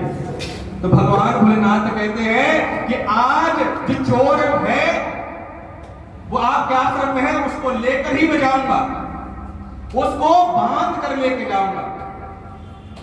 गर्भ अवस्था में शुआ जो था सुन रहा था, सारी क्या कर रहा था? सुन रहा था। देखिए मैं आपको एक बात बोलता हूं, एक गर्भ की बात आई है तो गर्भ से एक बात कहता हूं। जितनी बहन बेटियां हैं, जितनी भी घर में समर्थ रूप में जो गर्भवती स्त्रियां, तो एक बात कहते हैं, पुराने बुजुर्ग लोग हैं वो कहते हैं, अच्छी बातें सोचो, अच्छी बातें सुनो और अच्छी बातें देखो। क्यों? क्योंकि जो हम श्रवण करते हैं, जो हम वाचन करते हैं और जिसको हम ग्रहण करते हैं, उसका प्रभाव गर्भ में उस बालक के ऊपर अवश्य पड़ता है। जैसा आप भोजन सेवन करेंगे गर्भ अवस्था में, वैसे ही आपका बालक का भाव होगा। जैसी बातें आप सुनेंगे वैसी बात बालक बातें वो बोलेगा, और जैसी चीजों के बारे में आप सोचेंगे बालक की जो सोच है वैसे ही हो जाएगी। ये क्या है? ये आज का विधान नहीं है, विधि का विधान है। विदग्धे कर्मं स्थानम प्रदासाध्यम विरक्षते परम कर्तव्यम नास्ति च कर्तव्यमायं प्रवेवन, अर्थात प्रतीक भाव है। तो सुबह जो था वो सुन रहे थे अंदर विराजमान होकर, और प्रतिभाव व्यक्ति में लाजवंत होकर कहते हैं, अब कहते नहीं, तो भगवान भोलेनाथ कहते हैं अब 1 वर्ष, अच्छा बच्चे का जन्म कितने साल में हो जाता है? 9 महीने में बच्चे का जन्म हो जाता है। तो भगवान भोलेनाथ ने कहा 9 बच्चे का अधिक समय है, 1 साल की समाधि में तुम्हारे आश्रम में लगाता हूं। क्या करता हूं? 1 साल की समाधि मैं तुम्हारे इस आश्रम में लगाता हूं। तो भगवान भोलेनाथ त्रिशूल को लेकर समाधि लेकर बैठ गए। तो सुबह अंदर गर्भ में कहता है अगर आप भोलेनाथ हो तो मैं भी कम नहीं हूं, मैंने जब कथा सुनी हुई है, मैं समझ गया हूं जीवन का मतलब क्या है। कहे आप 1 वर्ष की समाधि लगा लो, मैं 16 वर्ष की समाधि लगाकर बैठूंगा। कितने वर्ष की समाधि? 16 वर्ष की समाधि उन्होंने ओम प्रसाध्यम समाधि कर्तव्य 16 वर्ष की समाधि लेकर और माता के गर्भ में बैठ गए। अब 1 साल बीत गया। जैसे 1 साल बीता, 1 साल जैसे बीता, बीतने के उपरांत में भगवान भोलेनाथ जो है समाधि से बाहर निकले, ने कहा लाओ अब तो बालक आ गया होगा, लो बालक को दो। क्या आएगा बालक? प्रभु आपने 1 साल की समाधि ले ली, बालक ने 16 साल की समाधि अंदर ले ली। जितना गर्भ अवस्था में जब अंश बढ़ता है तो माता को उतनी पीड़ा होती है। जब बच्चा गर्भ में पूर्ण रूप में आ जाता है उतना दर्द नहीं होता जितना कि प्रथम मास, द्वितीय, तृतीय, चतुर्थ, पंचम और सप्तम मास तक होता है। तो माता को वेदव्यास महाराज कहते हैं प्रभु मेरी पत्नी को बहुत पीड़ा हो रही है, इसका कुछ उपाय बताइए। बड़ी विकट समस्या फंस गई। भगवान भोलेनाथ प्रभु इस बालक को आप क्षमा कर दीजिए, इस बालक को क्षमा कर दीजिए, क्योंकि इसने अमर कथा सुन ली है तो ये तो वैसे भी अमर हो गया, तो इसको तो वैसे भी आप मार नहीं सकते, इसको अब आप मार नहीं सकते, क्योंकि इसने क्या किया? अमर कथा सुन ली है, तो इसको तो आप मार तो वैसे भी नहीं सकते, तो इससे अच्छा इसको माफी कर दीजिए प्रभु। भोलेनाथ ने कहा ठीक है, जैसे आपने बोला ठीक है, मैं इसको छोड़ देता हूं। अब भगवान भोलेनाथ जो है अपने कैलाश पर्वत पर चले, लेकिन बालक जो तब भी बाहर नहीं निकला। 1 वर्ष बीत गया, 2 वर्ष बीते, 3 वर्ष बीते, 4 वर्ष बीते, अधिक पीड़ा आरंभ हो गई। वेदव्यास महाराज बालक से कहते हैं कि आ जाओ बाहर। कहते हैं मैं तो नहीं आऊंगा। क्यों नहीं आओगे? ये क्यों नहीं आने कारण क्या है? कहते मैं समझ गया हूं जीवन क्या है, बाहर क्या है और अंदर क्या है। मैं भगवान की भक्ति जब तक ही कर सकता हूं जब तक कि मैं अंदर हूं। बाहर आ गया तो भगवान की भक्ति मुझसे छूट जाएगी। बोलो हरि नारायण। क्योंकि हमारी कथा उन्होंने सुन ली थी प्रभाव भक्ति में। अब वेदव्यास महाराज ने नारायण भगवान को याद किया। नारायण भगवान वहां पर आए। नारायण भगवान ने कहा अरे शिष्य बालक, कैसा प्रभाव करते हो? ये दुनिया इतनी सुंदर है, सुंदर सुंदर वस्तुएं हैं, सुंदर सुंदर वन है, सुंदर सुंदर उपवन है, सुंदर सुंदर आश्रम है, सुंदर सुंदर वस्तुएं हैं, चारों तरफ सुंदरता फैली हुई है। तो कहते हैं प्रभु मुझे क्षमा करना। कहते हैं क्या? प्रभु मुझे क्षमा करना, क्योंकि बाहर जो सुंदर वस्तुएं हैं यही तो आपकी लीला है। क्या है? यही आपकी लीला है, क्योंकि जब मैं बाहर आ जाऊंगा तो इन सुंदर वस्तुओं में खो जाऊंगा और आपकी भक्ति करना भूल जाऊंगा। आपने कभी देखा है जब आजकल क्या, पहले टेक्नोलॉजी नहीं थी, आजकल टेक्नोलॉजी है। काय की टेक्नोलॉजी है कि गर्भ में बच्चे का पता चल जाता है कि बच्चा किस उपस्थिति पर किस अवस्था में है, ये पता चल जाता है। तो जब आप एक नहीं, दो नहीं, पांच नहीं, 1 करोड़ नहीं, एक असंख्य जितनी भी आप कराएंगे सबकी अवस्था एक जैसी पाएंगे। कैसी? ऐसी कर पैरों को, हाथ पैरों को सिकुड़ा कर बच्चा गर्भ में भगवान की स्तुति करता होता है। क्या कहता है बच्चा? क्या कहता है भगवान से? कहता है प्रध शरणम प्रभ साधिके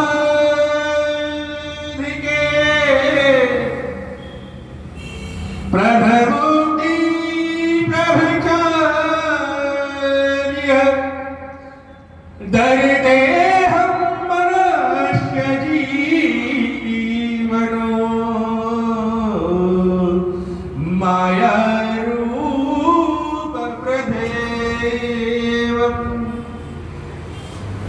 बालक कहता है कि प्रभु, जो बाहर का जो जीवन है, जो बाहर का जो संसार है, वो क्या करता है? माया ने जकड़ रखा है। माया ने क्या कर रखा है? जकड़ रखा है। पति पत्नी भाई बंधु प्रेम संबंधी सत्संगति प्रभाव वह जकड़ा हुआ है। माया से कोई छूटा नहीं है। लेकिन कि उन्होंने अमर कथा सुनी हुई तो उनको पता था कि क्या है क्या नहीं है। उन्होंने कहा प्रभु मैं एक शब्द पे आ सकता हूं। हमारी आपकी कोई औकात है कि भगवान शब्द लगा ले? नहीं लगा सकते। क्यों नहीं लगा सकते?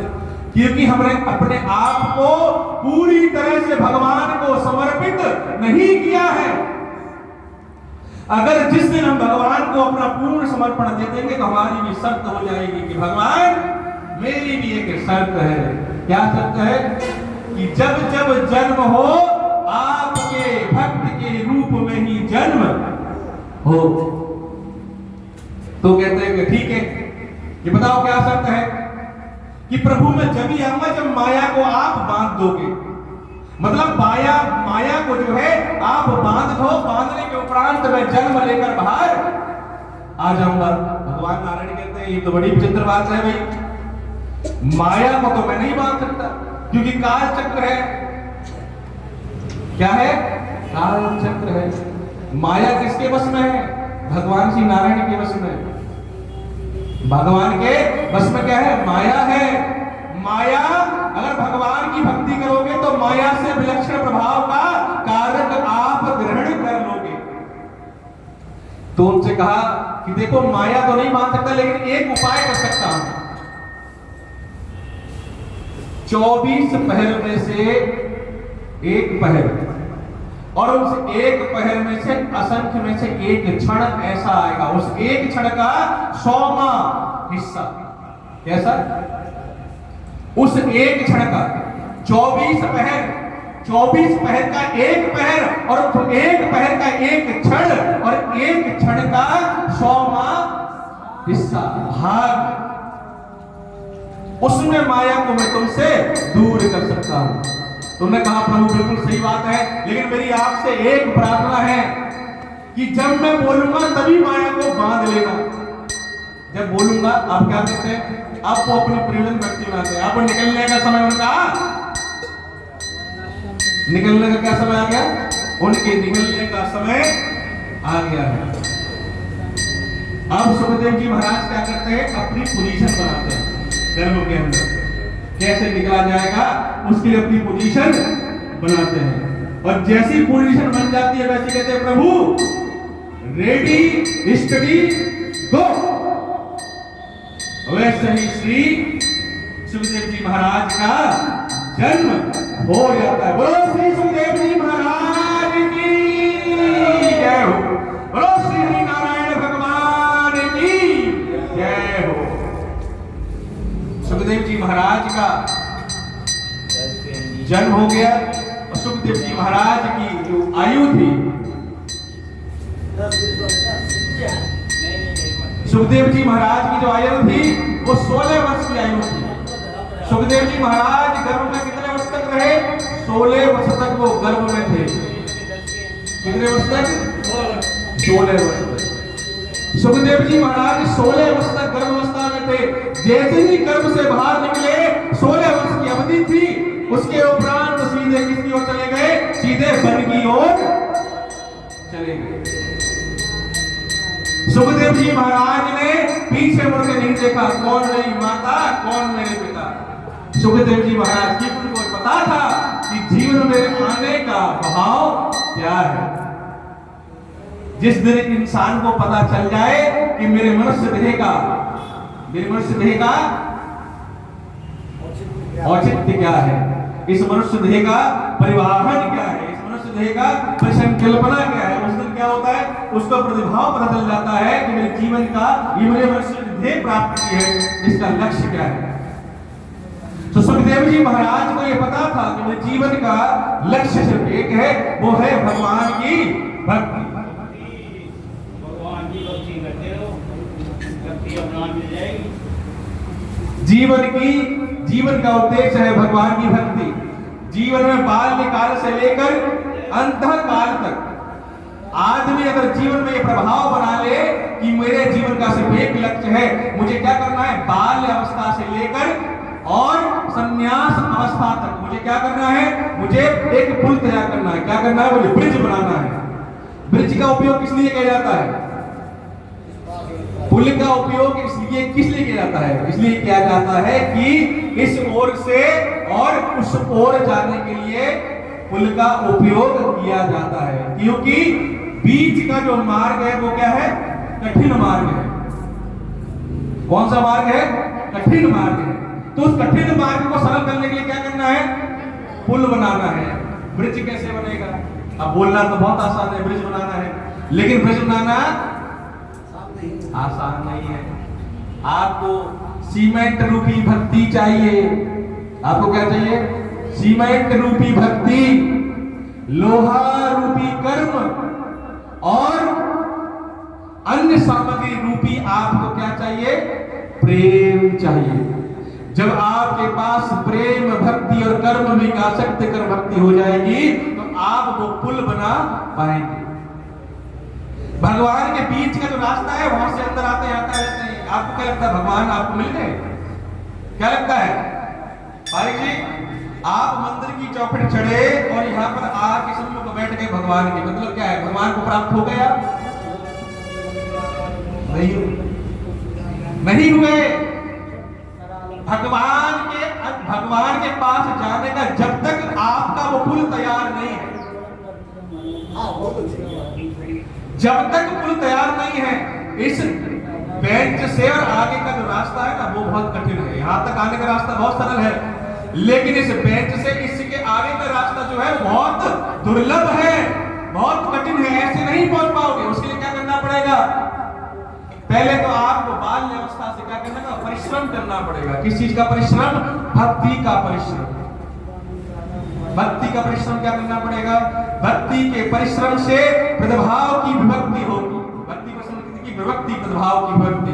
पुल अरे बना लेते रो ब्रिज को रूप, प्रभु मिल जाएंगे। क्या कहता है भक्त? अरे बना लेते ब्रिज को रूप, प्रभु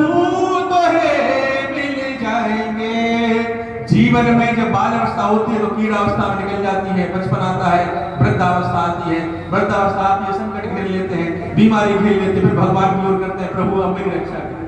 क्या कहता है? प्रभु मेरी रक्षा करो। सुख में सिमरन सब करें तो दुख काहे को हो। क्या कहते हैं? अगर सुख में सिमरन सब कर ले तो भगवान की दुख काहे को होगा? दुख नहीं होगा। सुख में सिमरन नहीं, जब दुख आता है तो कहते हैं प्रभु अब मुझे बचा लो, अब तो मेरा क्या हो गया? प्रतिभाव हो गया। दुख ने मुझे ग्रसित कर रखा है, दुख ने मुझे क्या कर रखा है? ग्रसित कर रखा है। प्रभु आप ही हो जो मेरी रक्षा करते हो। अब मैं एक छोटी सी कथा बताता हूँ आपको। आजकल समाज में इस प्रवृत्ति के लोग भी हैं। कैसे लोग हैं संसार में? भांति भांति के लोग। कैसे? एक नाव में टोटल 27 लोग भ्रमण कर रहे थे। जो मैं कथा कहने जा रहा हूँ, इस कथा तो 5 मिनट की कथा है, इस कथा के प्रभाव से इसका मतलब क्या है आपको पता चल जाएगा जो मैं बात कहना चाह रहा हूँ। एक नाव में 27 लोग कथा कर रहे थे, उसमें एक पंडित था, ब्राह्मण विद्वान, उसमें एक भक्त था, कुछ वैश्य समाज के लोग भी थे, शूद्र समाज के लोग भी थे, हर समाज के कुछ न कुछ लोग वहां पर विराजमान थे। उसमें एक दरिद्र ब्राह्मण था। कौन था? दरिद्र ब्राह्मण भी था। दरिद्र ब्राह्मण, सुदामा जैसे ही मान लीजिए, दरिद्र ब्राह्मण। एक ब्राह्मण था, बड़ा वेदों का ज्ञाता, वैश्य था, धनवान, धनवंतरी, अलग समाज के लोग भी थे, ब्राह्मण भी था, उसमें भक्त भी था, और उसमें एक दरिद्र ब्राह्मण जो भगवान का भक्त था वो भी था। नाव धीरे धीरे आगे बढ़ती है, आगे समुद्र का तूफान आ गया, समुद्र का तूफान आया। नाव में बैठने से पहले क्या था कि सभी लोग आपस में चर्चा कर रहे थे। क्या चर्चा कर रहे थे? कि मैं तो भगवान भोलेनाथ का भक्त हूँ, मैं भगवान श्री नारायण का भक्त हूँ, मैं भगवान जी का भक्त हूँ, मैं श्री राम का भक्त हूँ, और मैं इस देवता का भक्त हूँ, इस देवी का भक्त हूँ। जो दरिद्र ब्राह्मण था वो बेचारा शांत बैठा हुआ था, क्योंकि दरिद्र ब्राह्मण था, फटे वस्त्र थे, गंदे वस्त्र थे, तो सब लोग उसको क्या कहते हैं, हीन भावना की नजर से देख रहे थे। वो बेचारा जाकर एकांत में जाकर नाव के कोने में जाकर बैठ गया, नाव के कोने में जाकर बैठा, कुछ नहीं बोला, सब एक दूसरे की तारीफ करने लगे। कलयुग का प्रभाव है, तारीफ जो होती है वो क्या करती है, मन को प्रसन्न करती है। क्या करती है सुरेश जी? मन को प्रसन्न करती है। सत्य प्रसन्न नहीं करता, सत्य प्रसन्न नहीं करता, लेकिन मन में आपकी तारीफ जो है वो आपको प्रसन्न करती है। ये कलयुग की विडंबना, कलयुग का प्रभाव है। कहीं पर कोई भाव भक्ति हो रही हो, सत्संग की कथा हो रही हो, सत्कार आदर सत्कार प्रतिभाव प्रदक्षि करनी है, सबसे पहले समाज में कोई सबसे ऊंचे जो कोई शिल्प होता है उसका माल्यार्पण किया जाता है, उसको बिठाया जाता है, उसकी क्या की जाती है, सेवा की जाती है, आदर सत्कार किया जाता है, समाज का रूप है, क्योंकि उसमें कामना का भाव है। क्या है? कामना का भाव है। अगर आज अभी विधायक साहब हमारे आ जाएंगे, रामलाल शर्मा जी, तो क्या होगा? माल्यार्पण। एक बार क्या था, एक बार रामलाल शर्मा जी की कोई सभा थी, ये बात है आपकी सीकर की, रविवार का दिन था, तो उनके ऑफिस में आना जाना, तो वहां पर जाने के बाद उन्होंने कहा पांडे जी ये काम करना, कल मेरी वहां पर रैली है तो आप भी आ जाना। मैंने कहा जी बिल्कुल आ जाऊंगा, लेकिन मेरी एक आपसे शर्त है। एक शर्त क्या है कि जब मैं आपके पास वहां पर आऊंगा तो मुझे 2 मिनट बोलने का मौका दे देना। क्या है? 2 मिनट बोलने का मौका दे देना। तो कोई बात नहीं, आप 2 मिनट 5 मिनट बोल लेना, कोई बात नहीं। वहां पर चला गया। वहां पे मैंने क्या देखा, सभा में जब रैली आरंभ हुई, जब सभा मंत्र पत्र बैठे विराजमान हुए, तो वहां पर एक सनातन रूप ब्राह्मण देवता भी थे। कौन थे? सनातन ब्राह्मण, जो आपके जो सीकर से आगे एक आश्रम है वहां से आए, है ना, तो वो भी विराजमान अर्थात सभा में उपस्थित थे। ब्राह्मण भी थे और भी थे। तो माल्यार्पण जो सबसे पहले हुआ किसका हुआ? रामलाल शर्मा जी का। आइए, रामलाल शर्मा की जय। ब्राह्मण देवता बेचारे साथ में बैठे हैं। अच्छा, वो छोटे मोटे ब्राह्मण देवता नहीं है मेरे जैसे, बहुत ऊंचे सिद्ध पुरुष है, तो वहां पर विराजमान थे। तो 5-7 लोगों का सत्कार करने के बाद में ब्राह्मण देवता को बुलाया गया और उनको कुर्सी पर बिठाया गया। माल्यार्पण उनका नहीं किया गया। मैं सारी चीजें बड़े मन से और तीव्र नजरों से देख रहा था। अच्छा, मेरा एक कर्म भाव है, जब भी मैं कहीं जाता हूं तो एक प्रतिभक्ति का भाव होता है कि मेरा जीवन का एक उद्देश्य होता है कि भगवान की भक्ति का साथ जुटा लेना। अर्थात जहां पर भी जाओ तो भगवान की भक्ति, जहां पर 2 लोगों से चर्चा हो जाए तो भक्ति की चर्चा करो। क्या करो? भक्ति की चर्चा करो, भक्त की चर्चा करो बैठ कर। आपके जीवन में आपको भी क्या करना है? माध्यम बना लेना है। क्या करना है? माध्यम का जुगाड़ करते रहना है कि किस माध्यम से आप भगवान के अधिक पास जा पाओ। मेरी समय खूब अच्छी हुई तो 2 मिनट की वहां पर जरूरत थी। मैं वहां पहुंचा, पहुंचने के बाद मैंने कहा देखो मैंने जीवन में जो मुझसे लोग परिचित हैं यहाँ पर चोमू में ना, जो मुझसे परिचित है मुझे जानते हैं कि मैं कभी भी आपको क्या अच्छा लगता है ना उसके लिए मैं कुछ नहीं करता। आपको क्या अच्छा लगता है इसलिए मेरा कोई प्रभाव नहीं है। मुझे आपको पसंद नहीं करना, मुझे भगवान को पसंद करना है। ठीक है, तो मैं हमेशा सत्य बात कहता हूँ। तो मैंने रामलाल जी से कहा, मैंने कहा आपसे एक बहुत बड़ी त्रुटि हुई है आपसे आज। क्या त्रुटि हुई है? उन्होंने बोला क्या पांडे जी बताइए क्या गलती हुई? कि बहुत बड़ी त्रुटि हुई है, इतने बड़े मंच पर ये कहने की जो क्या बोलते हैं हिम्मत हर किसी के नहीं हो सकती। क्योंकि जो लोग हैं वो किसको पसंद करते हैं? सब सभा में बैठकर प्रार्थना हो करते हैं, लेकिन मुझे अगर डरना है तो भगवान से डरता हूं, अंतर किसी और से डरता नहीं। अगर बात मैंने कहा आपसे एक व्यक्ति एक चक्षण भई हुई है, क्या हुई है कि आपने ब्राह्मण का सत्कार पहले नहीं किया, आपने बाकी लोगों का सत्कार पहले किया, ये आपकी त्रुटि हुई है। तो जीवन में जब भी आपके मंच पर कोई ब्राह्मण का आगमन हो, चाहे वो दरिद्र हो, फटे वस्त्र में हो, चाहे टूटे फूटे वस्त्र में क्यों ना हो, सबसे पहले आपको उसका सत्कार करना चाहिए। क्योंकि रामलाल शर्मा जी ब्राह्मण है, उन्होंने इस बात को कंठस्थ किया। और जब भी जहां पर किसी मंच पर कहीं कोई सभा होती है, अगर वहां पर कोई ब्राह्मण है, सबसे पहले आजकल वही आदर सत्कार, आज भी उन्हीं का आदर सत्कार होता है। तो विभक्ति ब्राह्मणस्यम ब्राह्मम पदसाध्यम विभक्ति च, तो ब्राह्मण से बड़ा कोई प्रभाव भक्ति नहीं हो सकती। तो ब्राह्मण क्या है? सबसे ऊपर प्रभाव का कारक बन जाता है। जब उनका जन्म भक्ति भाव का कर्मसाध हुआ, कर्मसाध में भक्ति का अंकन हुआ, उसके उपरांत में सत्कर्म और सत्भक्ति के कारण जब भक्ति धारण हुई तो क्या करना चाहिए? हमें समद्रूपम शब्द कर्म का हमें समाज में सामाजिक होना चाहिए, लेकिन ब्राह्मण का आदर सत्कार का निमित्त होकर करना चाहिए, भक्ति व्यक्त होकर करना चाहिए। क्योंकि ब्राह्मणम सत्यम ब्राह्मणस्य, अर्थात ब्रह्म भक्ति का ब्राह्मण की पूजा शक्ति करने से आपको त्रिलोकी ब्राह्मण का भक्ति का पात्र ज्ञान प्राप्त हो जाता है, भगवान की भक्ति आपको प्राप्त हो जाती है। तो भगवान की भक्ति बात क्या, आपको क्या करना है? आपको एक पुल बनाना है भगवान की भक्ति और आपके बीच में पुल बनाना है।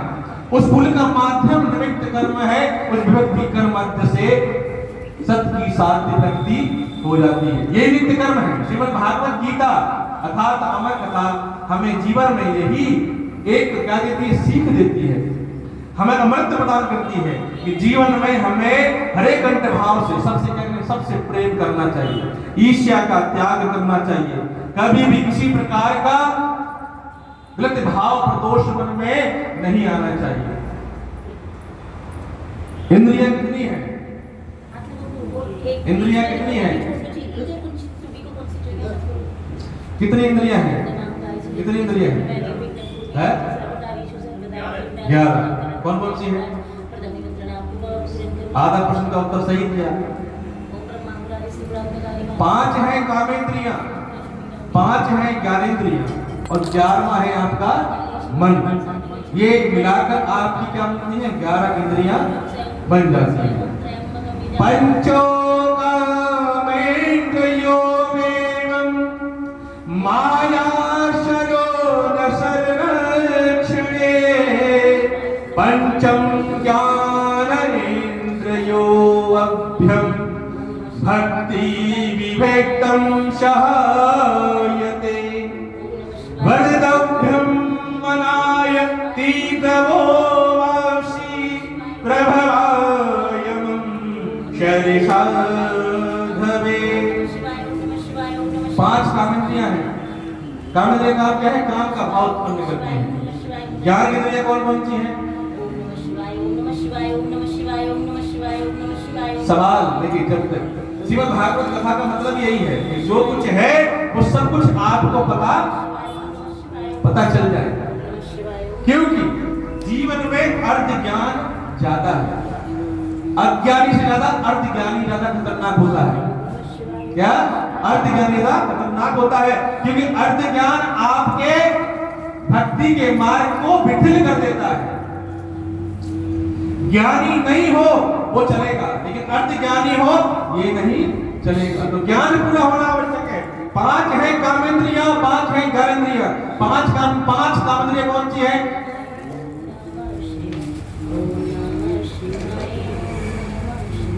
अग्गम, विक्षम, दधाध्यम और तुंडिका, ये आपकी 5 कामेंद्रिय। इससे आप क्या करते हैं? काम का उपभोग करते हैं। ज्ञानेंद्रिय कौन सी है? मस्तिष्क, नेत्र, मुखारबिंदु, अक्षांग, कंठ और वक्षस्थल। वक्षस्थल कौन सा है? हृदय और इसके बीच का भाग। ये 5 आपकी कामेंद्रियां हैं। और 11वां है आपका मन, जो इन पर संयमित कर लेता है वही भगवान का पुल बनाने में सक्षम हो पाता है। ये अब इसका निचोड़ आया है। जो इन 5 कामेंद्रियों को, 5 ज्ञानेंद्रियों को और 11वें मन को संयमित कर देता है। ज्ञान जो मन है आपका क्या करता है? प्रकाश की रोशनी से भी तेज भागता है। आज यहाँ, कल वहां, परसों वहां, इस तरीके से आपका जो ज्ञान है वो भिन्न रूप से भेद करता फिरता है। नाव में 5 जब 27 लोग सवार थे, तब तक पहुंच जाता है कोने में। बाढ़ समुद्र में क्या आता है? समुद्र में तूफान आ जाता है। हरि नारायण नारायण नारायण।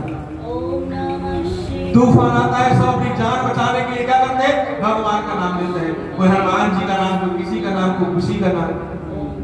और जो कोने में जो बैठा हुआ था ना, कंठस्थ वरम बुद्धि चारणं भक्ति विभीषणः, वो क्या करता है? भगवान श्री हरिनारायण का नाम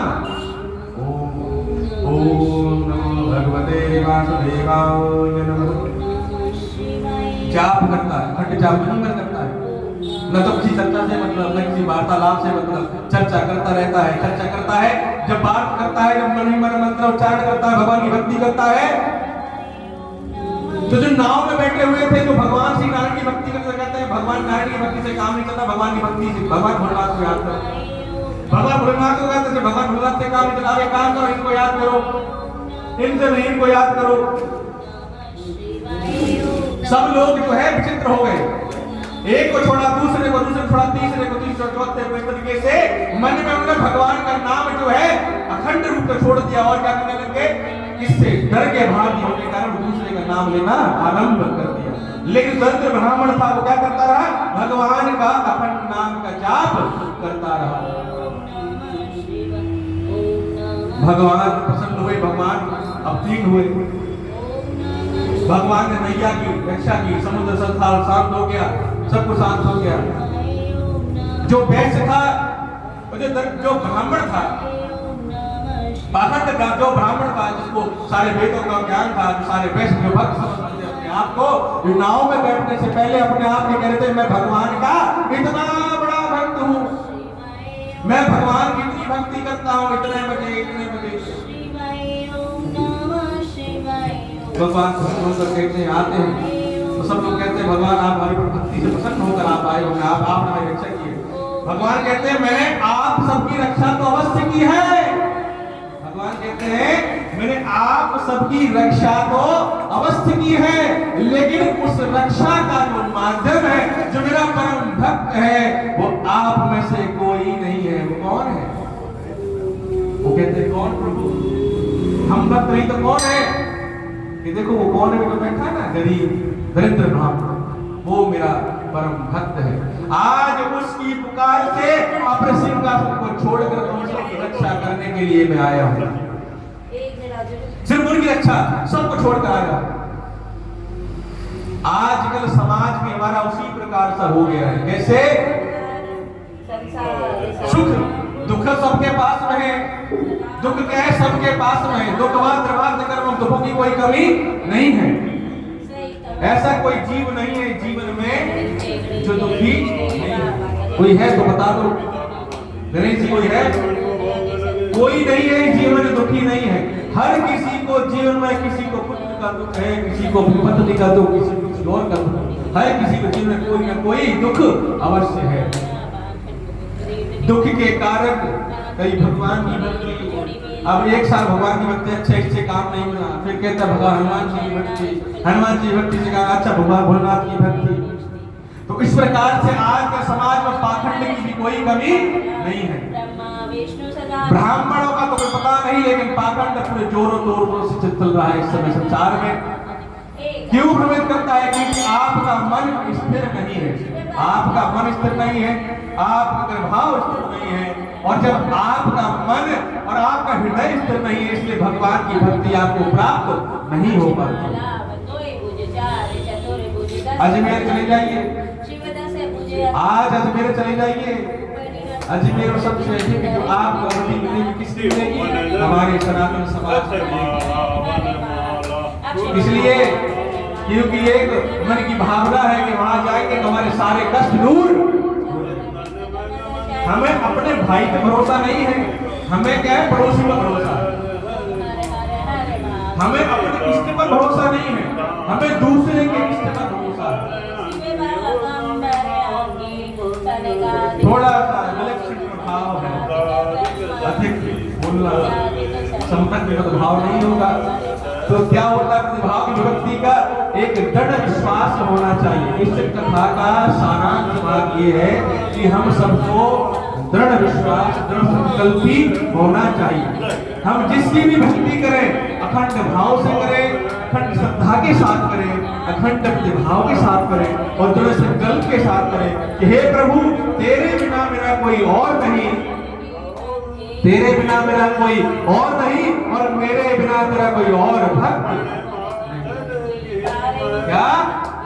तेरे बिना मेरा कोई और नहीं और मेरे जैसा और मेरे जैसा और मेरे अलावा तेरा कोई और भक्त नहीं। इसके प्रदक्षिण है मानने से। जब आप अच्छा सुनना चालू कर देते हो तो अच्छा बोलना आरंभ हो जाता है। जब अच्छा बोलना आरंभ कर देते हो तो हृदय में अच्छी चीजों का आगमन हो जाता है। जब हृदय में अच्छी चीजों का आगमन हो जाता है तो भगवान के रहने का स्थान सरल हो जाता है। तो अगर हृदय में ईर्ष्या है, लोभ है, मद है, घृणा है, अहंकार है तो क्या करेंगे? भगवान आपके हृदय में वास नहीं कर सकते। माता लक्ष्मी का वास स्थान कहां पर है? भगवान के श्री चरणों में। अब भगवान का वास कहां पर है? माता लक्ष्मी के हृदय में। तो इसलिए भगवान की भक्ति का प्रतिभाव और भगवान की भक्ति का प्रभाव संरक्षण और संसर्गति में तभी हो सकता है जब आप अपनी आत्मा का, अपने हृदय का मंथन करेंगे। आपके हृदय जब आप मंथन करेंगे, जब दही को भिगोते हैं तो उसमें से क्या निकलता है? मक्खन निकलता है। जब मक्खन निकलता है तो आपके मक्खन में देखते हैं कि छाछ अलग हो जाती है और मक्खन अलग हो जाता है। उसी प्रकार से जब आप आत्मा का मंथन करते हैं, हृदय मंथन करते हैं तो क्या होता है? प्रतिभक्ति प्रभाव की आसक्ति प्रभाव हो जाती है। आसक्त्यम प्रभावे प्रभसाधयम भक्ति चरण निधकारयम प्रभासाधयम शबतामि युगे युगे शबतामि युगे युगे चलतं कर्माय देवाय प्रभविति चाख शरिशालिके कर्मानद्यं परं देवो रूपं साधयं स्वरेश्वरः। हृदय को, अपने हृदय को भगवान को अक्षिक स्थल में अर्पण कर दीजिए, अपने मन को भगवान को अर्पण कर दीजिए और शरीर को माध्यम बना लीजिए। जिस प्रकार से आपके घर में जो गाड़ी है, वाहन है, वाहन एक माध्यम है। किस चीज का? कि जयपुर और चौक के बीच जाने का एक माध्यम मात्र है। क्या है? वाहन क्या है? माध्यम मात्र है। लेकिन वाहन में आप निवास तो नहीं करते। वाहन में क्या करते? भगवान से प्रेम करते हैं, प्रतिभाव में रखती। तो ये जीवन जो है, ये शरीर क्या है? ये माध्यम मात्र है। किसका? भगवान की भक्ति पाने का माध्यम। क्या है? भगवान की भक्ति के पाने का माध्यम है। इस शरीर को माध्यम बना लो। भगवान से प्रार्थना करो, हे प्रभु इस शरीर को तू और ज्यादा हष्ट पुष्ट रख, इस शरीर को और ज्यादा हष्ट पुष्ट रख, इस शरीर को ज्यादा तंदुरुस्त रख, इस शरीर का जीवन अधिक से अधिक कर। किस लिए? माया के लिए नहीं, प्रेम भक्ति के लिए। किससे? भगवान से भक्ति के लिए। अर्थात परमेश्वर मेरा शरीर रहेगा तो मेरे शरीर में मेरी आत्मा रहेगी, और मेरे शरीर में अगर मेरी आत्मा रहेगी तो मैं आपकी भक्ति कर पाऊंगा, और भक्ति कर पाऊंगा तो क्या होगा? मेरे जीवन का जो कार्य है, जीवन में जो उद्देश्य है, जो मेरे जीवन का जो उद्देश्य है वो क्या हो जाएगा? सरल हो जाएगा। मेरे जीवन का उद्देश्य क्या है? सरल हो जाएगा। सुबह सुबह भोजन कौन लेकर आया है? प्रसादी। आप लेकर प्रसादी लेकर आए हो? नहीं लेकर आए। चाय पी कर आए हो? भोजन क्या है? भोजन हमारे शरीर को जीवित रखने का एक माध्यम मात्र है। क्या करना चाहिए? अल्पम भोजनाय शरीरम सदकर्मम करिष्यामि। अर्थात जो अल्प भोजन होता है हमारे शरीर को स्वस्थ और आनंदित रखता है। अधिक भोजन करेंगे तो क्या होगा? निद्रा आएगी, निद्रा आएगी, पेट खराब होगा, पेट खराब होगा तो क्या होगा? आप सिर्फ और सिर्फ जो आपका ध्यान है वो आपके शरीर में ही रहेगा, पेट में रहेगा, भगवान की भक्ति में आपका नहीं लगेगा। इसलिए हमेशा क्या करना चाहिए? अल्प भोजन ग्रहण करना चाहिए और सात्विक भोजन ग्रहण करना चाहिए। श्रीमद् भागवत गीता का जो मेरा आजकल सुबह YouTube पर जो चल रहा है लाइव प्रसारण, उसमें श्रीमद् भागवत गीता का 18वां अध्याय चल रहा है। तो जो जुड़े हुए हैं, जो सब्सक्राइबर जुड़े हुए हैं, उन सबको ये पता है श्रीमद् भागवत गीता में हर एक चीज का विश्लेषण विश्लेषक भाव लिखा हुआ है कि जीवन में आपको क्या करना चाहिए, क्या नहीं करना चाहिए। सात्विक भोजन क्या है, असात्विक भोजन क्या है, सात्विक जीवन क्या है, असात्विक कर्म जीवन क्या है। जीवन दो प्रकार का है, एक सात्विक है, एक है दैविक जीवन, और एक है राक्षसी जीवन। राक्षसी जीवन कौन है? जो सुबह उठते हैं, खाते हैं, पीते हैं, व्यापार ऑफिस जाते हैं, व्यापार ऑफिस से आके फिर खाना खाते हैं, फिर जाके सो जाते हैं। जीवन का चक्र क्या है? क्या जीवन का चक्र है? जीवनम चक्रम प्रदक्षते। अर्थात भोजनम, शयनम, व्यवसायम, पदसार्थ विलक्षणी। अर्थात मेरे जीवन का कर्म क्या है? भोजन करना, व्यवसाय करना और सो जाना। ये मेरे जीवन का है लक्ष्य है। इन ऐसे लोगों को क्या कहा जाता है? इस जीव को क्या कहा जाता है? आसुरी प्रवृत्ति का जीव कहा जाता है, जिनके जीवन में भगवान का कोई नाम नहीं है। पृथ्वी जो हमारा भूमंडल, हमारी जो धरा माता है, जो हमारी पृथ्वी माता है, सुबह प्रातः काल उठकर कितने लोग माता पृथ्वी का चरण स्पर्श करते हैं? सबसे पहले प्रातः काल उठो तो सबसे पहले माता पृथ्वी के चरण छुओ और उनको मस्तक पर लगाओ। उनसे क्या करो? धराय माते प्रवीवयम् कुर्णं करिवं निवो प्रभे करिवं स्वताय जीवन्यं वर्भायं शत प्रभे वयम्। क्या कहना चाहिए? हे पृथ्वी माता, हे धरा माता, आपने जो जीवन प्रदान किया है परमेश्वर ने, ये जीवन का सदमार्ग कर्म द्वारा, मेरे द्वारा, मेरे इस शरीर के द्वारा जो मेरे चरण हैं आपके मस्तक पर आज पड़ने जा रहे हैं। इसलिए मैं आपसे क्षमा चाहता हूं कि मेरे द्वारा जितने भी अकर्म किए गए हो, जो मेरे अधर्म किए गए हो, उसका उन समस्त अपराधों को क्षमा करके मेरे को भक्ति मार्ग पर ले जाने का मार्ग सरल करें। ये क्या करें? लक्ष्मी माता के स्पर्श करने चाहिए। उसके उपरांत में आपको क्या करना चाहिए? स्नान करना चाहिए। स्नान करने के उपरांत में आपके घर में जो माता पिता है उनके चरण स्पर्श करने चाहिए। मेरी माता विराजमान है, एक भी दिन ऐसा नहीं होगा जिस दिन मैं प्रातः काल और संध्या काल में सोने से पहले और उठने के बाद में चरण स्पर्श नहीं करता। उसका प्रतिभाव है जब तक आप कर्म भक्ति नहीं करते अपने घर में। देखो एक बात बोलता हूं, माता पिता या पितृश्चयो पर धर्मम चार्धम करिष्यामि, अर्थात माता पिता की सेवा जिस घर में नहीं की जाती उस घर में अलक्ष्मी का वास होता है, और उस जीव का इस जन्म तो छोड़ो परलोक में भी कभी वास नहीं हो सकता। श्रीमद् भागवत गीता में विदृत विदित है, हम अपने घर में माता पिता की सेवा नहीं करते और चार धाम की यात्रा करने चले जाएं या चार धाम भगवान की भक्ति करें तो भगवान किसी भक्ति से प्रसन्न नहीं होते। आप पूरे दिन घंटा बजाते रहिए, पूजा करते रहिए, कुछ भी करते रहिए, आपकी भगवान भक्ति स्वीकार नहीं करेंगे, ये परम सत्य है। और ये मेरा दावा 1% नहीं 1000% है नरेश जी। जिस घर में माता पिता की सेवा नहीं की जा सकती भगवान उसके घर में कभी भी स्थान ग्रहण नहीं करते, ये परम सत्य बताता हूं। इसलिए माता पिता या धर्मस्य योगम पूजनम करिष्यति, अर्थात चार धाम की यात्रा जाने से पहले अपने माता पिता की सेवा करना आरंभ करनी चाहिए। सुबह प्रातः काल को माता पिता के चरण स्पर्श करो, संध्या काल माता पिता के चरण स्पर्श करो, अपने बड़े भाई बहन बंधु ब्राह्मण देवता अपने कुल देवता जितने भी हैं सबके पहले चरण स्पर्श करो, फिर अपने जीवन का आरंभ करो। उस दिन का आरंभ उसके उपरांत आप करो, फिर देखो आपके जीवन में आनंद ही आनंद ही होगा और कुछ और नहीं होगा। आपके मार्ग पर जो भी कठिनाइयां आएंगी सब दूर हो जाएंगे।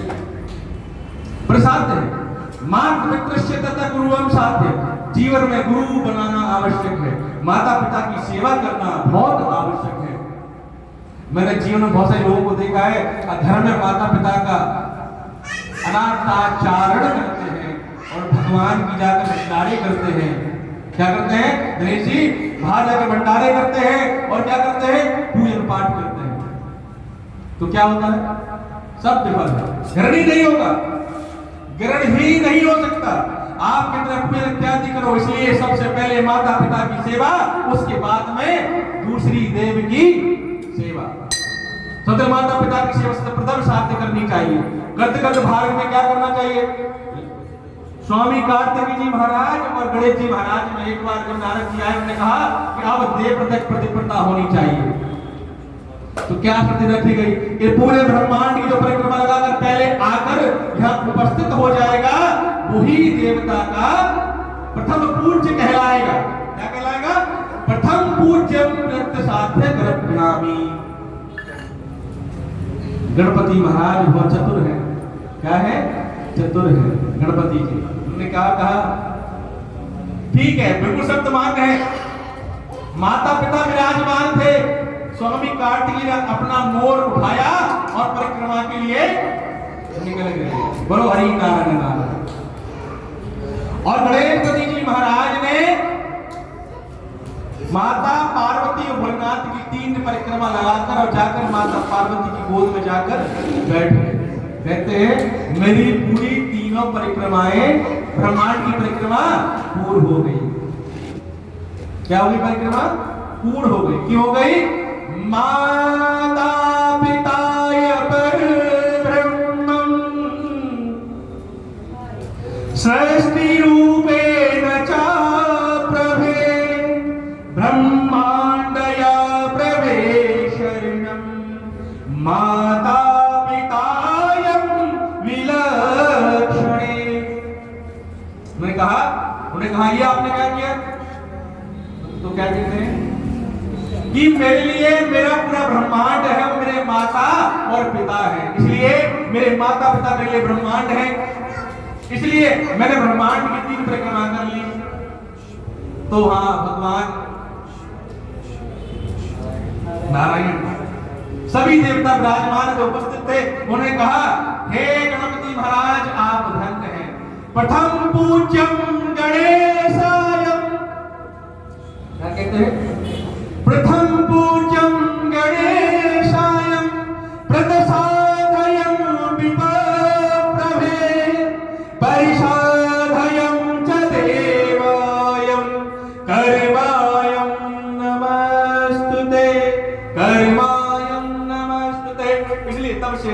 महाराज को प्रथम पूज्य गणेश जी की उपाधि प्राप्त हो गई। बोलो श्री गणानंद महाराज की जय, बोलो श्री स्वामी कार्तिकेय महाराज की जय, प्रसाद सर्व देवी देवताओं की जय।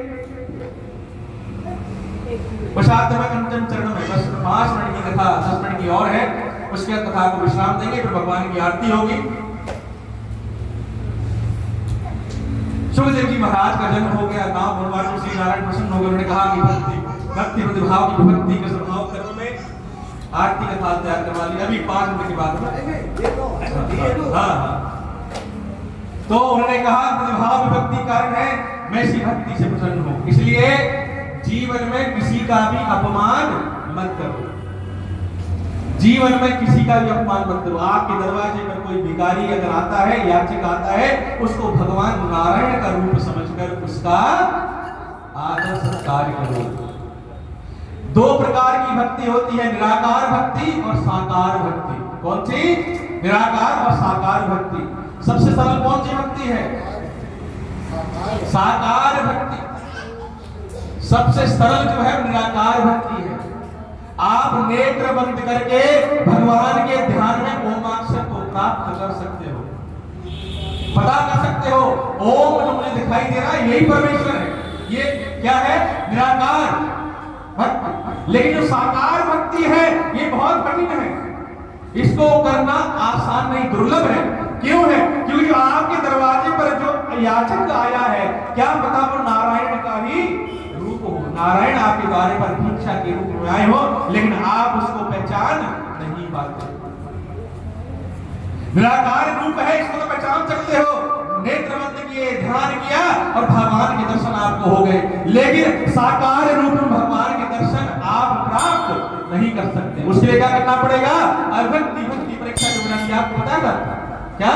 पुल तैयार करके आपको भक्ति, आपको पता ही नहीं चलेगा कि भगवान कौन है और मनुष्य जीवन कौन है। इसलिए क्या करना चाहिए? जीवन में हमेशा से सत्कर्म भक्ति करते रहना, सबका सत्कार करना चाहिए, सबसे प्रेम करना चाहिए और सबसे स्नेह करके सबकी प्रतिभाव भक्ति करना चाहिए। क्या पता किसमें नारायण का बात है, कब मेरे दरवाजे पर भगवान मेरी भक्ति से प्रसन्न हो जाए और कब मेरे द्वारे पर आ जाए। इसलिए सबसे प्रेम करो। याचक भी कभी द्वारे पर आता है। हम सभी लोग दान देते हैं, सभी लोग क्या करते हैं? दान देते हैं, दक्षिणा देते हैं, यज्ञ करते हैं, इत्यादि करते हैं। कभी कोई आता है दान देता है, कोई भिखारी आ गया, कोई याचक आ गया, आप भोजन करते हो, कुछ करते हो, उसके उपरांत में क्या करते हो? अरे जाके देख कौन दरवाजे पे आ गया, जाके 10 रुपए जाके उसको भिला जल्दी भगा दे, उसको ला दे। क्या करते हैं? यही करते हैं। 90% केस में यही होता है। कोई दरवाजे पर आता है, आप अरे जाके देख कौन आ गया है, उसको जो कुछ देख के उसको यहाँ से फारिग कर, विदा कर, इसको भगा यहाँ से। आपने दान तो दे दिया, लेकिन दान का महत्व समझ में आपको नहीं आया कि दान का महत्व क्या है। दान क्या है? जब श्रीमद् भागवत गीता का आप आकलन करेंगे, श्रवण करेंगे, वाचन करेंगे, तो आपको दान की परिभाषित भाव की प्राप्ति हो जाएगी। दान का मतलब क्या है? दान सिर्फ और सिर्फ आपके हाथों से नहीं होता, दान आपके मन से होता है, आपके हृदय से होता है।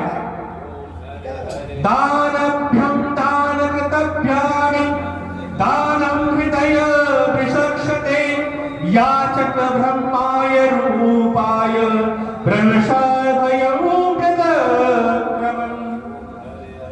दान हमेशा अपने संकल्प से करना चाहिए। संकल्प लेके दान दीजिए।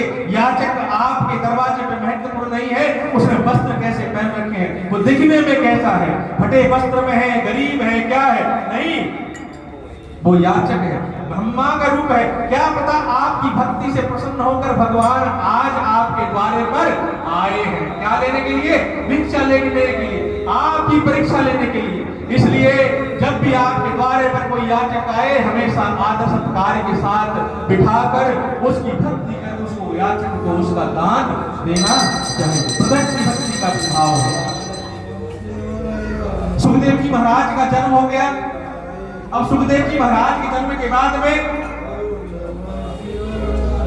द्वितीय स्कंद का जो भाग है उसके अंदर में सूची महाराज के पास मनुष्य आश्रम ऋषि गुरुनाथ सब पधारते हैं और उनके पास जाकर उनसे कहते हैं कि प्रभु कलयुग में भाव का उपभाव अधिक हो गया है, तो कलयुग में कर्म और विभक्ति का भाव किस प्रकार मिलेगा, मुझे इसका मार्ग आप बतला दीजिए। बस इसका मार्ग क्या है, इसका मार्ग बतला दीजिए। अब अगले अध्याय में दूसरा मदभाव है, मदभाव में इसमें हम अगले अध्याय में जाएंगे। दूसरे स्कंद में टोटल इसके 12 स्कंद हैं। कितने? 12। श्रीमद् भागवत कथा में कितने? 12 स्कंद भाव है। हर स्कंद में अब यहाँ पर कलयुग से परीक्षित की कथा आरंभ हो जाएगी। परीक्षित के भाव में, द्वितीय स्कंद भाव में। तो अगले रविवार को कथा पुनः आरंभ होगी प्रातःकाल 9 बजे, जिसके अंदर सूत जी द्वारा सत्य सनत सत्य नंदन ऋषि 4 गुणों का प्रतिभाव किस प्रकार से आगमन हुआ। 4 कौन से ऋषि हैं? सत्य नंदन, सत्य ऋषि और नत नंदन। ये 4 भगवान के रूप हैं, किसके? नारायण के। सत्य नंद सत्य नंदन 4 ये कौन है? ब्राह्मण है, जिनकी प्रवृत्ति है भगवान के इष्टासाद रूप है, साध भक्ति का रूप है। ओम श्रीमद्भगवते कथायं रम्यं नमामि देवरूपभे कथाय साध्यं विदाय चरणं विनाय प्रयं शरे प्रभे शतनंतन सदिभाव विचारो आकर कर्म निहारो देवा मेरी भक्ति स्वीकार करो प्रभु निज चरणों की सेवा निज चरणों की सेवा चरण प्रभु निज मन की भक्ति छूत विधय निज धारण सेवा कर्म विभक्ति धरो धरि धान्यम निज धारणे मन सेवा प्रभु चरण विरोह मन भावे तेरी भक्ति निज धारो निज कर मद निज धारो। सब लोग खड़े हो जाओ। निज कर मन की भक्ति धारो निज शरण की सेवा प्रभु निज कर मन की सेवा प्रभु निज कर मन की सेवा निज कर मन की सेवा। आस नहीं मेरी दूजी प्रभु जी, आस नहीं मेरी दूजी प्रभु जी, भक्ति तेरी ही साजू मैं तो भक्ति तेरी ही साजू प्रभु जी, भक्ति तेरी ही साजू। श्री कृष्ण गोविंद वासुदेवा, श्री कृष्ण गोविंद हे वासुदेवा, कर मध्य रूपम विचार सेवा, श्री कृष्ण गोविंद रूपामि देवा, भक्ति विराजयो निवानि सेवा, तेरी आरती निज निज धाओ, तेरी आरती निज निज धाओ, कर्म विभक्ति पाऊं प्रभु में तेरी निज निज आरती गाओ, प्रभु में निज निज भक्ति गाओ। आरती को जो थाल सजो है, आरती को जो साज धरो प्रभ निज वतन प्रतिभावे निरंजन निर्कर मन की सेवा प्रभु जी निज कर मन की सेवा। काम लोभ और मद को रख लो, काम लोभ और मद को रख लो, भक्ति करूं निज प्रभु मन सेवा, भक्ति करूं निज भक्ति करो निज कर मन सेवा। श्री कृष्ण गोविंद हरे मुरारी, हे नाथ नारायण वासुदेव। श्री कृष्ण गोविंद हरे मुरारी, हे नाथ नारायण वासुदेव। एकमात्र स्वामी सखा हमारे, एकमात्र स्वामी सखा हमारे, एकमात्र स्वामी पिता हमारे। हे नाथ नारायण वासुदेव, हे नाथ नारायण वासुदेव। राधे कृष्णा राधे कृष्णा राधे राधे राधे कृष्णा राधे कृष्णा राधे कृष्णा राधे राधे राधे कृष्णा राधे कृष्णा राधे कृष्णा राधे राधे राधे कृष्णा। भज राधे नाम को भज ले, तेरा हो जाए कल्याण हो बगले।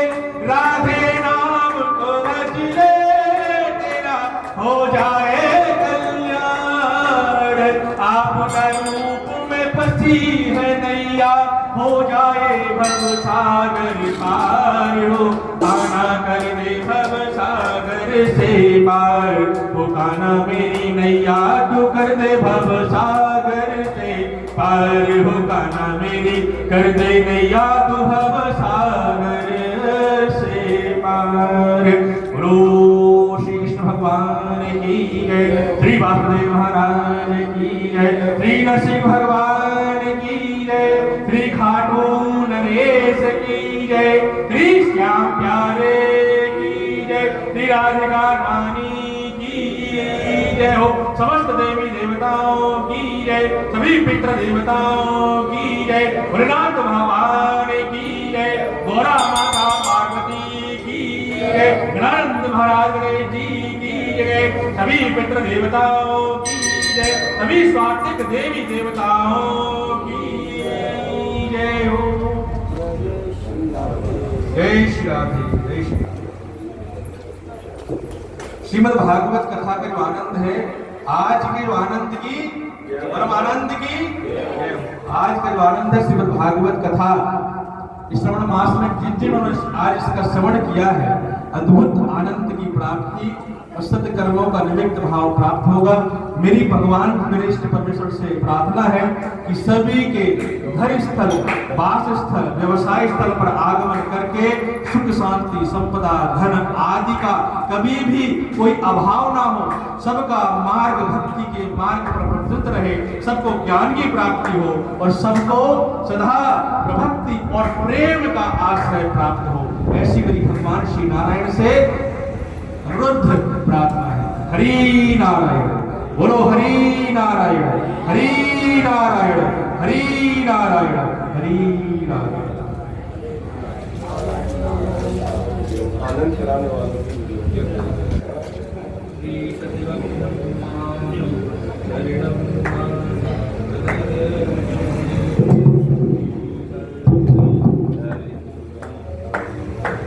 जो है ये मंदिर स्थान में, मंदिर स्थान में रख दीजिए, ये मंदिर स्थान ऊपर,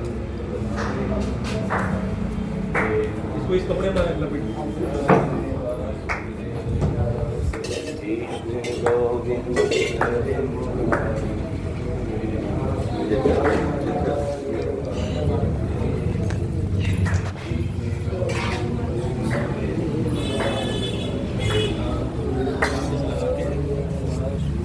श्रीदशार्धयम्